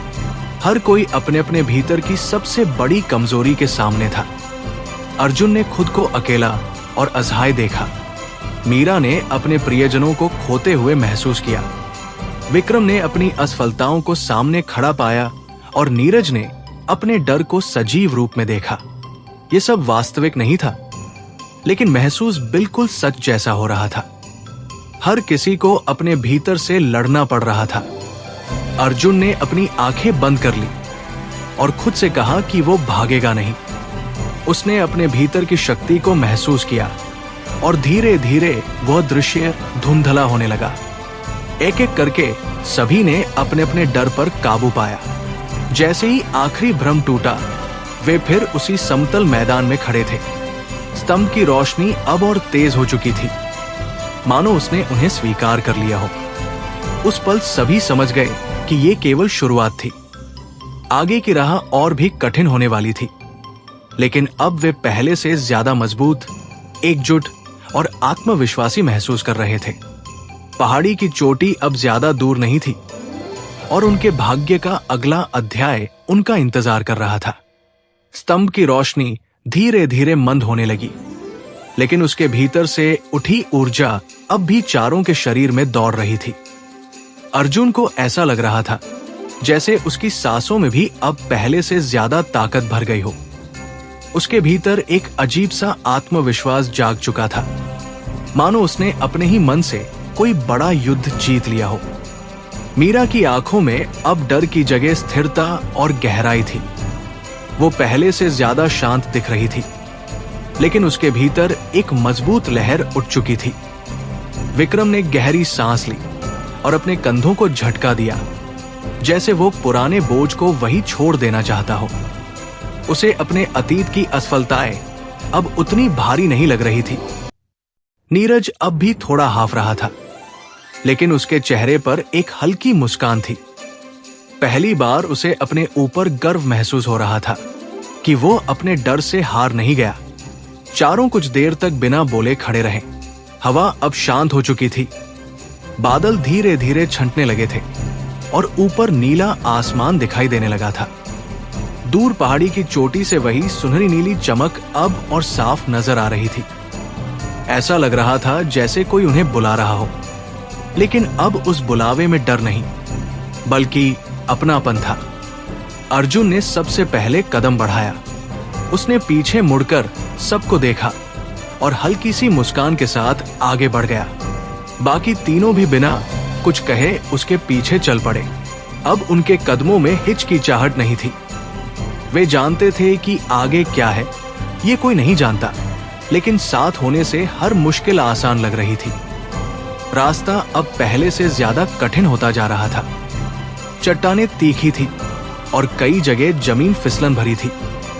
कहीं कहीं तेज हवा के झोंके उन्हें असंतुलित कर देते थे। फिर भी कोई पीछे नहीं हटा। मीरा कभी अर्जुन को सहारा देती, तो कभी खुद विक्रम का हाथ पकड़ लेती। नीरज भी अब कमजोर नहीं दिख रहा था। वो पूरी कोशिश कर रहा था कि किसी पर बोझ न बने। कुछ समय बाद वे एक गुफा के मुहाने पर पहुंचे। वो गुफा बाहर से साधारण लग रही थी, लेकिन उसके अंदर से हल्की नीली रोशनी झलक रही थी। उस रोशनी में वही रहस्यमय शक्ति महसूस हो रही थी जो उन्होंने पहले अनुभव की थी। अर्जुन का दिल तेज धड़कने लगा। उसे महसूस हुआ कि यही रास्ता आगे ले जाएगा। चारों ने बिना ज्यादा सोच विचार किए गुफा में प्रवेश किया। अंदर कदम रखते ही ठंडक का एहसास हुआ। दीवारों पर अजीब से चित्र बने हुए थे, जिनमें योद्धाओं, साधकों और रहस्यमय प्राणियों की आकृतियां उकेरी गई थी। ऐसा लगता था जैसे ये गुफा किसी पुराने युग की कहानी अपने भीतर समेटे हुए हो। मीरा उन चित्रों को ध्यान से देखने लगी। उसे लगा कि ये सिर्फ सजावट नहीं है, बल्कि किसी प्राचीन इतिहास का हिस्सा है। इन चित्रों में शक्ति, बलिदान और संघर्ष की झलक थी। विक्रम ने चारों ओर नजर दौड़ाई और महसूस किया कि यहां कोई अदृश्य निगरानी कर रहा है। गुफा के बीचों बीच पहुंचते ही जमीन पर एक गोलाकार चिन्ह उभरा हुआ दिखाई दिया। उसके बीच में एक छोटा सा पत्थर रखा था, जो हल्की रोशनी बिखेर रहा था। अर्जुन का मन अपने आप उसकी ओर खिंच गया। जैसे ही वो पास गया, उसके भीतर फिर वही कंपन शुरू हो गया। जैसे ही उसने पत्थर को छुआ, पूरे गुफा में हल्की सी गूंज फैल गई। दीवारों के चित्र मानो जीवंत हो उठे। ऐसा लगने लगा जैसे वे सब उन्हें देख रहे हों। नीरज डर के मारे पीछे हट गया, लेकिन अर्जुन शांत रहा। उसने महसूस किया कि ये डराने के लिए नहीं, बल्कि परखने के लिए है। अचानक उनके सामने एक दृश्य उभरा। उन्हें लगा जैसे वे किसी पुराने युद्ध के मैदान में खड़े हों। चारों ओर धुआं, आग और टूटे हथियार बिखरे थे। सैकड़ों योद्धाओं की परछाइयां लड़ रही थी। उस दृश्य के बीच एक आवाज गूंजी, जो कह रही थी कि शक्ति बिना जिम्मेदारी के विनाश लाती है। अर्जुन ने समझ लिया कि ये केवल शक्ति पाने का रास्ता नहीं है, बल्कि उसे संभालने की परीक्षा भी है। उसने मन ही मन प्रण लिया कि वो इस ताकत का गलत इस्तेमाल कभी नहीं करेगा। मीरा, विक्रम और नीरज ने भी यही भावना महसूस की। जैसे ही उनके मन एक हुए, वो दृश्य टूट गया। गुफा फिर शांत हो गई। पत्थर की रोशनी अब और तेज हो चुकी थी। चारों को लगा जैसे उनके भीतर कुछ नया जन्म ले चुका है।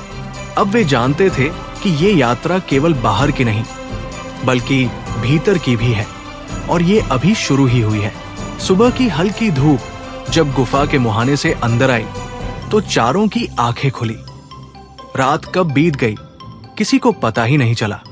वे सभी थकान के कारण वही बैठते बैठते सो गए थे।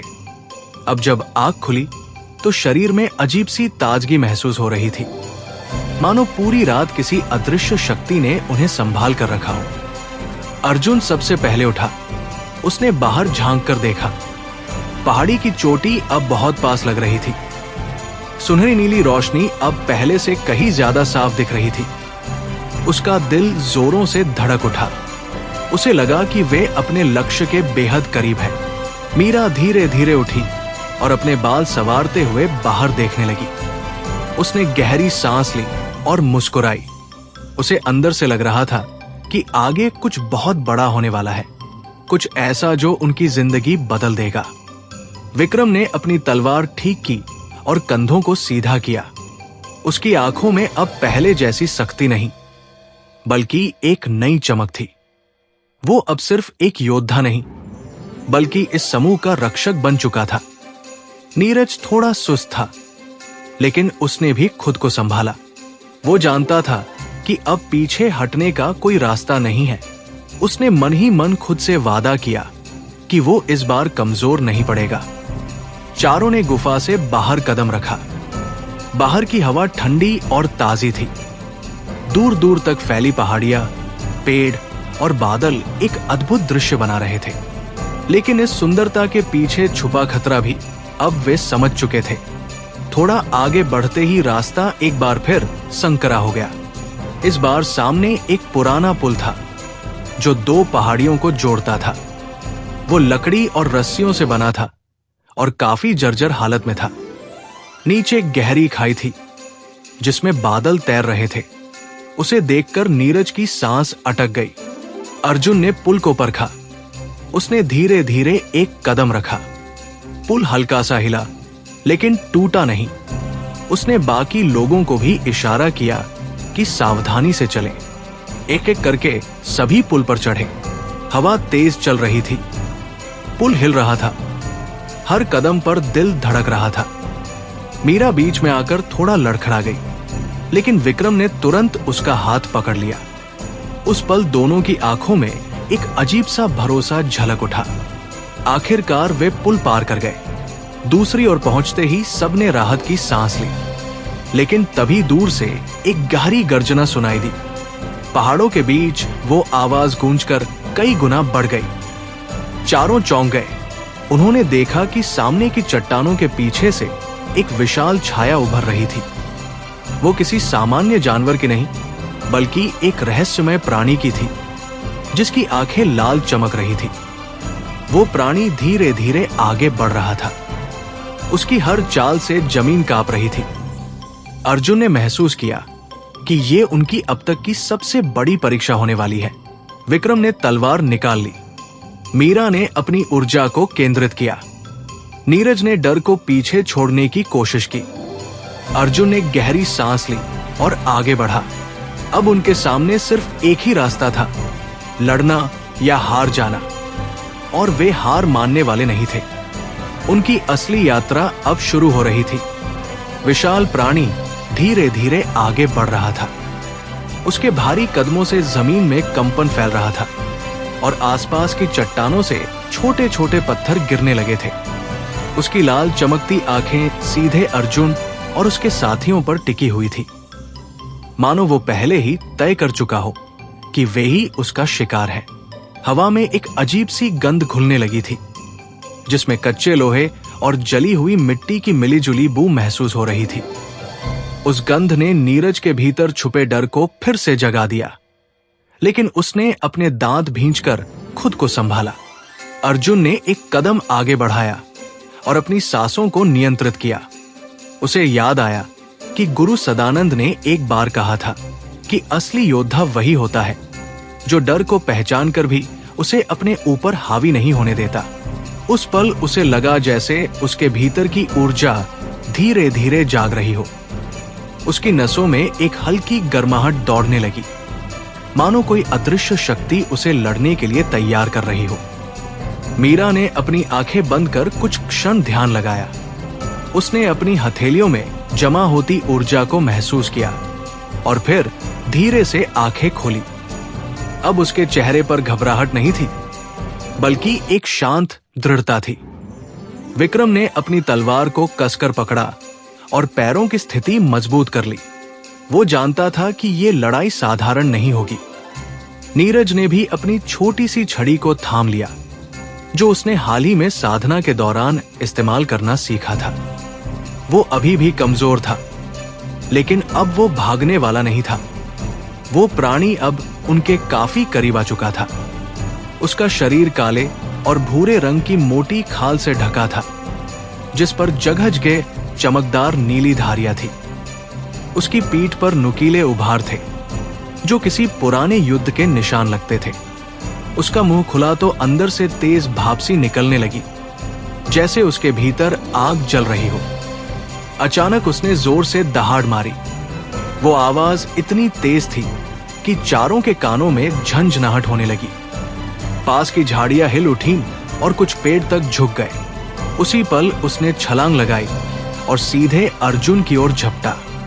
अर्जुन ने फुर्ती से साइड में कूदकर खुद को बचाया। जमीन पर उसके गिरते ही एक गड्ढा बन गया। धूल का गुबार उठ खड़ा हुआ। विक्रम ने मौके का फायदा उठाकर तलवार से वार किया, लेकिन उसकी धार उस मोटी खाल पर लगकर फिसल गई। सिर्फ चिंगारियां निकली और प्राणी को खास नुकसान नहीं हुआ। मीरा ने अपनी हथेलियों से ऊर्जा की एक लहर छोड़ी, जो सीधे उसके सीने से टकराई। वो थोड़ा पीछे हटा, लेकिन तुरंत संभल गया। नीरज ने डरते डरते अपनी छड़ी से एक मंत्र जैसा कुछ बुदबुदाया और एक हल्की रोशनी निकली, जिसने प्राणी की आंखों को कुछ पल के लिए चकाचौंध कर दिया। उस पल अर्जुन ने महसूस किया कि उन्हें अकेले नहीं, बल्कि मिलकर लड़ना होगा। उसने सबकी ओर देखा और बिना शब्दों के ही एक समझ बन गई। वे चारों अलग अलग नहीं, बल्कि एक टीम की तरह काम करने लगे। विक्रम सामने से उसका ध्यान भटकाने लगा। वो लगातार इधर उधर घूमकर वार करता, ताकि प्राणी का फोकस उसी पर रहे। मीरा दूर से अपनी ऊर्जा से हमले करती रही, सही मौके की तलाश में। नीरज पीछे से छोटे छोटे मंत्रों और रोशनी की किरणों से सहायता करता रहा। अर्जुन इस सब के बीच सही समय का इंतजार कर रहा था। प्राणी गुस्से में आ चुका था। वो बार बार दहाड़ता और जमीन पर अपने पंजे मारता। अचानक उसने अपनी पूंछ घुमाई, जो एक भारी चाबुक की तरह हवा में लहराई और विक्रम को दूर फेंक दिया।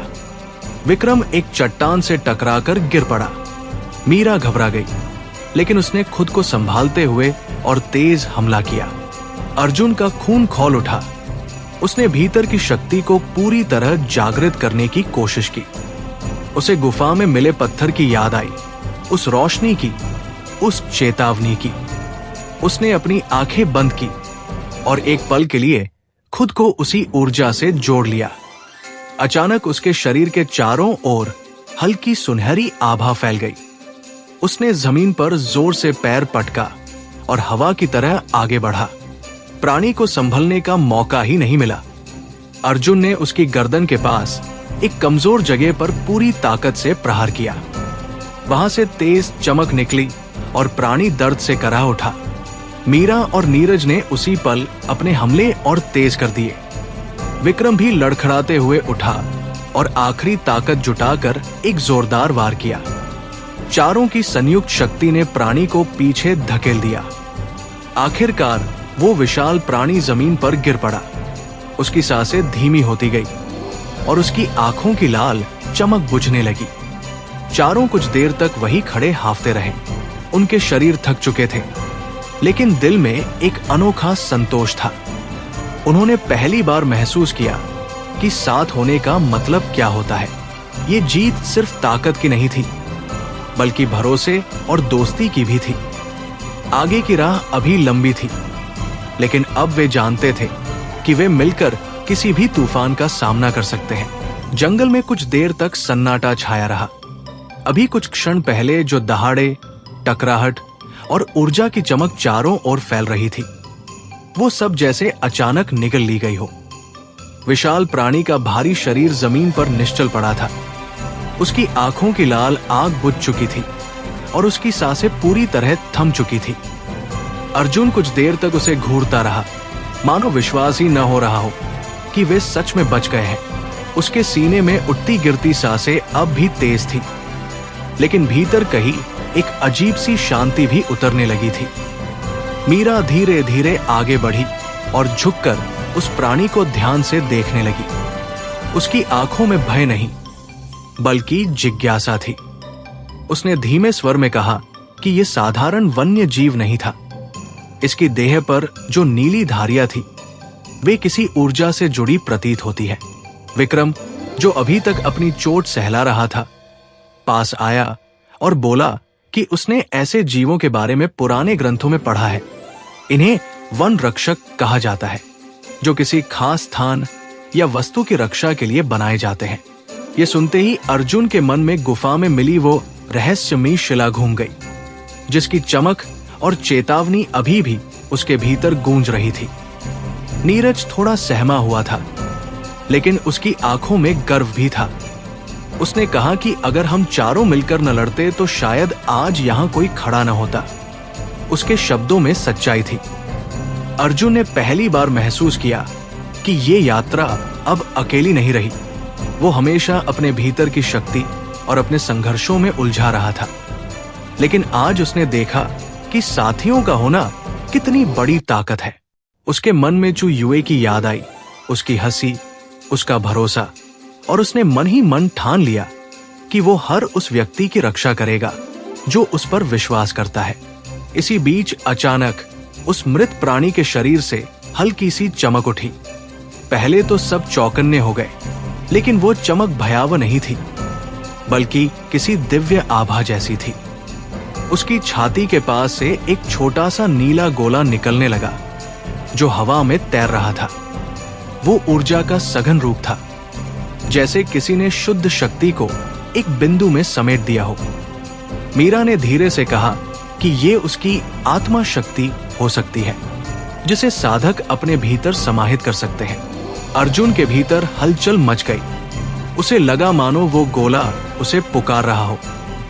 उसके कदम खुद ब खुद आगे बढ़ गए। उसने हाथ बढ़ाया और जैसे ही उसकी उंगलियां उस नीली ऊर्जा से स्पर्श हुई, एक तीव्र कंपन उसके पूरे शरीर में दौड़ गया। उसकी आंखें एक पल के लिए बंद हो गई और उसे लगा जैसे वो किसी और संसार में पहुंच गया है। उसे विशाल वृक्ष दिखाई दिए, प्राचीन ऋषियों की आकृतियां और एक आवाज जो कह रही थी कि शक्ति केवल विनाश के लिए नहीं, संरक्षण के लिए भी होती है। उसके साथियों ने देखा कि अर्जुन के शरीर के चारों ओर हल्की सुनहरी और नीली रोशनी एक साथ घूमने लगी। उसकी सांसें गहरी हो गई और उसके चेहरे पर दर्द और आनंद का मिश्रित भाव उभर आया। कुछ क्षण बाद वह रोशनी धीरे धीरे शांत हो गई और नीला गोला पूरी तरह उसके भीतर समा गया। अर्जुन ने आंखें खोली तो उनमें एक नई चमक थी, जैसे उसकी दृष्टि और भी गहरी हो गई हो। विक्रम ने पूछा कि वो कैसा महसूस कर रहा है। अर्जुन ने हल्की मुस्कान के साथ कहा कि भीतर कुछ बदल गया है, जैसे उसकी ऊर्जा और स्थिर हो गई हो। उसे लगा कि उसका साधना स्तर थोड़ा और मजबूत हुआ है, लेकिन साथ ही उसे ये भी एहसास हुआ कि ये शक्ति मुफ्त में नहीं आई। उसके भीतर एक जिम्मेदारी का भाव जाग उठा था। उसे लगा कि जंगल का ये प्राणी किसी बड़ी व्यवस्था का हिस्सा था और उसका वध केवल शुरुआत है। तभी जंगल की गहराई से एक ठंडी हवा चली, पत्तियां एक साथ सरसराई और दूर कहीं से एक अजीब सी धुन सुनाई दी। वो कोई साधारण हवा नहीं थी, उसमें एक संदेश छिपा था। मीरा ने आंखें बंद कर ध्यान लगाया और बोली कि हमें यहां ज्यादा देर नहीं रुकना चाहिए, ये जगह अभी भी सुरक्षित नहीं है। विक्रम ने सहमति में सिर हिलाया और कहा कि शायद इस जंगल के भीतर और भी रक्षक हो। चारों ने मिलकर जल्दी जल्दी आसपास का जायजा लिया। उन्हें कुछ दुर्लभ जड़ी बूटियां भी दिखाई दी, जो उस प्राणी की ऊर्जा के कारण उगाई थी। अर्जुन ने उनमें से कुछ सावधानी से इकट्ठा की। उसे पता था कि साधना के अगले चरण के लिए ये उपयोगी होंगी। नीरज ने भी उत्साह से कुछ पत्तियां उठाई, मानो उसे अपनी भूमिका मिल गई हो। जब वे वापस चलने लगे, अर्जुन ने एक बार पीछे मुड़कर उस स्थान को देखा। उसे लगा कि ये लड़ाई केवल जंगल की परीक्षा नहीं थी, बल्कि उसके जीवन का एक नया मोड़ थी। अब वो सिर्फ अपने अपमान का बदला लेने वाला युवक नहीं रहा था, बल्कि धीरे धीरे एक ऐसे मार्ग पर बढ़ रहा था जहां उसे बड़ी जिम्मेदारियां निभानी होंगी। जंगल से बाहर निकलते समय सूर्य की किरणें पेड़ों के बीच से छनकर उनके चेहरों पर पड़ रही थी। थकान अब भी थी, चोटें भी थी, लेकिन दिल में एक नई आशा थी। अर्जुन ने मन ही मन संकल्प लिया कि चाहे रास्ता कितना भी कठिन क्यों न हो, वो पीछे नहीं हटेगा। उसकी यात्रा अभी शुरू हुई थी और हर कदम उसे उस रहस्य के और करीब ले जा रहा था, जो उसकी नियति से जुड़ा था। जंगल से बाहर निकलते ही चारों को ऐसा महसूस हुआ जैसे वे किसी और ही दुनिया में वापस आ गए हों। घने पेड़ों की छाया पीछे छूट चुकी थी और सामने खुला मैदान फैल गया था, जहां हल्की धूप जमीन पर सुनहरी चादर की तरह बिछी हुई थी। हवा में अब नमी और भय की जगह सुकून की खुशबू थी, लेकिन इसके बावजूद अर्जुन का मन पूरी तरह शांत नहीं था। भीतर कहीं एक बेचैनी अब भी बनी हुई थी, जैसे ये शांति किसी तूफान से पहले की हो। मीरा सबसे आगे चल रही थी। उसकी आंखें दूर क्षितिज पर टिकी थी, मानो वो किसी अनदेखी चीज को महसूस कर रही हो। विक्रम और नीरज उसके पीछे थे और अर्जुन सबसे अंत में अपने विचारों में डूबा हुआ। उसे बार बार वो नीली ऊर्जा याद आ रही थी, जो उसके भीतर समा गई थी। उसे लगता था जैसे उसके दिल की धड़कन पहले से अलग हो गई हो, ज्यादा स्थिर, ज्यादा गहरी। कभी कभी उसे अपनी नसों में हल्की सी गर्माहट महसूस होती, जैसे भीतर कोई नई शक्ति धीरे धीरे जाग रही हो। कुछ दूर चलने के बाद उन्हें एक छोटा सा झरना दिखाई दिया। साफ पानी चट्टानों से टकराकर नीचे गिर रहा था और उसकी आवाज मन को सुकून दे रही थी। मीरा ने सबको वहीं रुकने का इशारा किया। लंबी लड़ाई और जंगल की थकान के बाद उन्हें आराम की जरूरत थी। चारों वहीं बैठ गए। नीरज ने तुरंत पानी से हाथ मुंह धोया और गहरी सांस ली, मानो पहली बार चैन मिला हो। विक्रम ने अपनी पट्टी दोबारा ठीक की और शांत भाव से झरने को देखने लगा। अर्जुन भी चट्टान पर बैठ गया। उसने अपनी आंखें बंद की और भीतर की ऊर्जा को महसूस करने की कोशिश की। उसे लगा जैसे उसकी साधना पहले से कहीं ज्यादा सहज हो गई हो। ध्यान लगाते ही उसका मन भटकता नहीं था, बल्कि सीधा भीतर उतर जाता था।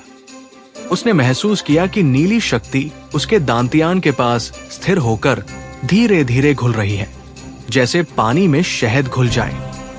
ये प्रक्रिया दर्दनाक नहीं थी, बल्कि आश्चर्यजनक रूप से शांत थी। मीरा ने उसे ध्यान में डूबा देखा तो हल्की मुस्कान उसके चेहरे पर आ गई। उसे समझ आ गया था कि अर्जुन के भीतर कुछ बड़ा बदलाव आया है। उसने मन ही मन सोचा कि शायद यही लड़का आगे चलकर उन सबकी किस्मत बदल देगा। विक्रम ने भी ये महसूस किया कि अर्जुन अब पहले जैसा नहीं रहा। उसके हाव भाव में आत्मविश्वास था, लेकिन अहंकार नहीं। उसकी आंखों में कठोरता के साथ साथ करुणा भी थी। कुछ देर बाद चारों ने आपस में बातें शुरू की। विक्रम ने बताया कि उसके गांव में पुराने समय में साधकों की कहानियां सुनाई जाती थी, जो जंगलों, पर्वतों और गुफाओं में छिपे रहस्यों को खोजते थे। मीरा ने कहा कि उसकी दादी भी ऐसे ही किस्से सुनाती थी, जहां साधना केवल शक्ति पाने का साधन नहीं, बल्कि आत्मा को शुद्ध करने का रास्ता माना जाता था। नीरज ने हंसते हुए कहा कि उसे पहले ये सब बेकार लगता था, लेकिन अब उसे लगने लगा है कि दुनिया सच में बहुत बड़ी और रहस्यमयी है। अर्जुन चुपचाप सब सुनता रहा। उसे अपने बचपन की याद आई, जब वो गांव के किनारे बैठकर आसमान के तारों को देखा करता था और सोचता था कि क्या उसके जीवन का भी कोई खास मतलब है। तब उसे कभी नहीं लगा था कि वो ऐसे रास्ते पर चलेगा जहां हर कदम पर मौत और चमत्कार साथ साथ चलते हों। उसने महसूस किया कि ये यात्रा अब केवल बदला लेने या ताकतवर बनने की नहीं रही, बल्कि खुद को समझने की भी बन गई है। इसी बीच अचानक दूर से घोड़ों की टापों की आवाज सुनाई दी। चारों सतर्क हो गए। कुछ ही देर में एक छोटा सा काफिला दिखाई दिया, जिसमें 5-6 लोग थे। सभी साधकों जैसे दिख रहे थे। उनके कपड़े अलग थे और उनके सीने पर एक खास निशान बना हुआ था, जो किसी संगठन का प्रतीक लगता था। मीरा ने फुसफुसाकर कहा कि ये शायद उत्तर क्षेत्र के साधक हैं, जो अपनी सख्ती और निर्दयता के लिए जाने जाते हैं। काफिला पास आकर रुका। उनका नेता, एक लंबा और कठोर चेहरे वाला युवक, अर्जुन को घूरने लगा। उसकी नजरों में संदेह और लालच दोनों थे। उसने चारों की हालत देखकर समझ लिया कि ये लोग किसी लड़ाई से निकल कर आए हैं। उसकी नजर अचानक अर्जुन पर ठहर गई, जैसे वो उसके भीतर की ऊर्जा को महसूस कर रहा हो। अर्जुन को ये नजर पसंद नहीं आई। उसने शांत रहते हुए भी भीतर से सतर्कता बढ़ा ली। उसे समझ आ गया था कि आने वाले दिन आसान नहीं होंगे। उसकी शक्ति अब छिपी नहीं रही थी, और जैसे जैसे वो आगे बढ़ेगा, वैसे वैसे और लोग उसे चुनौती देंगे। नेता ने हल्की मुस्कान के साथ कहा कि वे लोग भी आध्यात्मिक जड़ी बूटियों की खोज में निकले हैं और अगर चाहे तो साथ चल सकते हैं। उसकी आवाज में मिठास थी, लेकिन अर्जुन को उसमें छल की गंध महसूस हुई। मीरा और विक्रम ने भी एक दूसरे की ओर देखा। वे समझ गए थे कि यह प्रस्ताव उतना सरल नहीं है जितना दिख रहा है। अर्जुन ने कुछ क्षण सोचा और फिर शांत स्वर में कहा कि वे लोग फिलहाल अकेले ही चलना पसंद करेंगे। उसके शब्दों में न घमंड था, न डर, केवल आत्मविश्वास था। नेता की आंखों में एक पल के लिए नाराजगी चमकी, लेकिन उसने तुरंत उसे छुपा लिया और हंसते हुए आगे बढ़ गया। जब वो काफिला दूर चला गया तो नीरज ने राहत की सांस ली। उसने कहा कि उसे उन लोगों पर बिल्कुल भरोसा नहीं था। अर्जुन ने सिर हिलाया और मन ही मन समझ लिया कि ये दुनिया केवल राक्षसों और जानवरों से ही खतरनाक नहीं है, बल्कि इंसानों से भी उतनी ही भरी हुई है। सूरज धीरे धीरे ढलने लगा था। आसमान लाल और नारंगी रंगों से भर गया था। चारों ने फिर से यात्रा शुरू की। उनके कदम अब पहले से ज्यादा मजबूत थे। अर्जुन के दिल में एक नई आग जल रही थी, लेकिन ये आग विनाश की नहीं, बल्कि संकल्प की थी। उसे पता था कि आगे उसका सामना न सिर्फ दुश्मनों से होगा, बल्कि अपने अतीत, अपने डर और अपनी सीमाओं से भी होगा, और यही संघर्ष उसे सच में महान बनाएगा। तो दोस्तों, यह था आज का एपिसोड। आशा करता हूँ कि आपको हमारी कहानी पसंद आई होगी। यदि आपको हमारी यह कहानी अच्छी लग रही है और आप आगे के नए एपिसोड सुनना चाहते हैं तो हमारे चैनल को सब्सक्राइब करें और बेल आइकन दबाकर ऑल विकल्प पर क्लिक करें ताकि आपको हमारे नए अपलोड किए गए एपिसोड की नोटिफिकेशन मिलती रहे। इस वीडियो को लाइक करना न भूलें और इसे अपने परिवार व दोस्तों के साथ ज़रूर शेयर करें। धन्यवाद।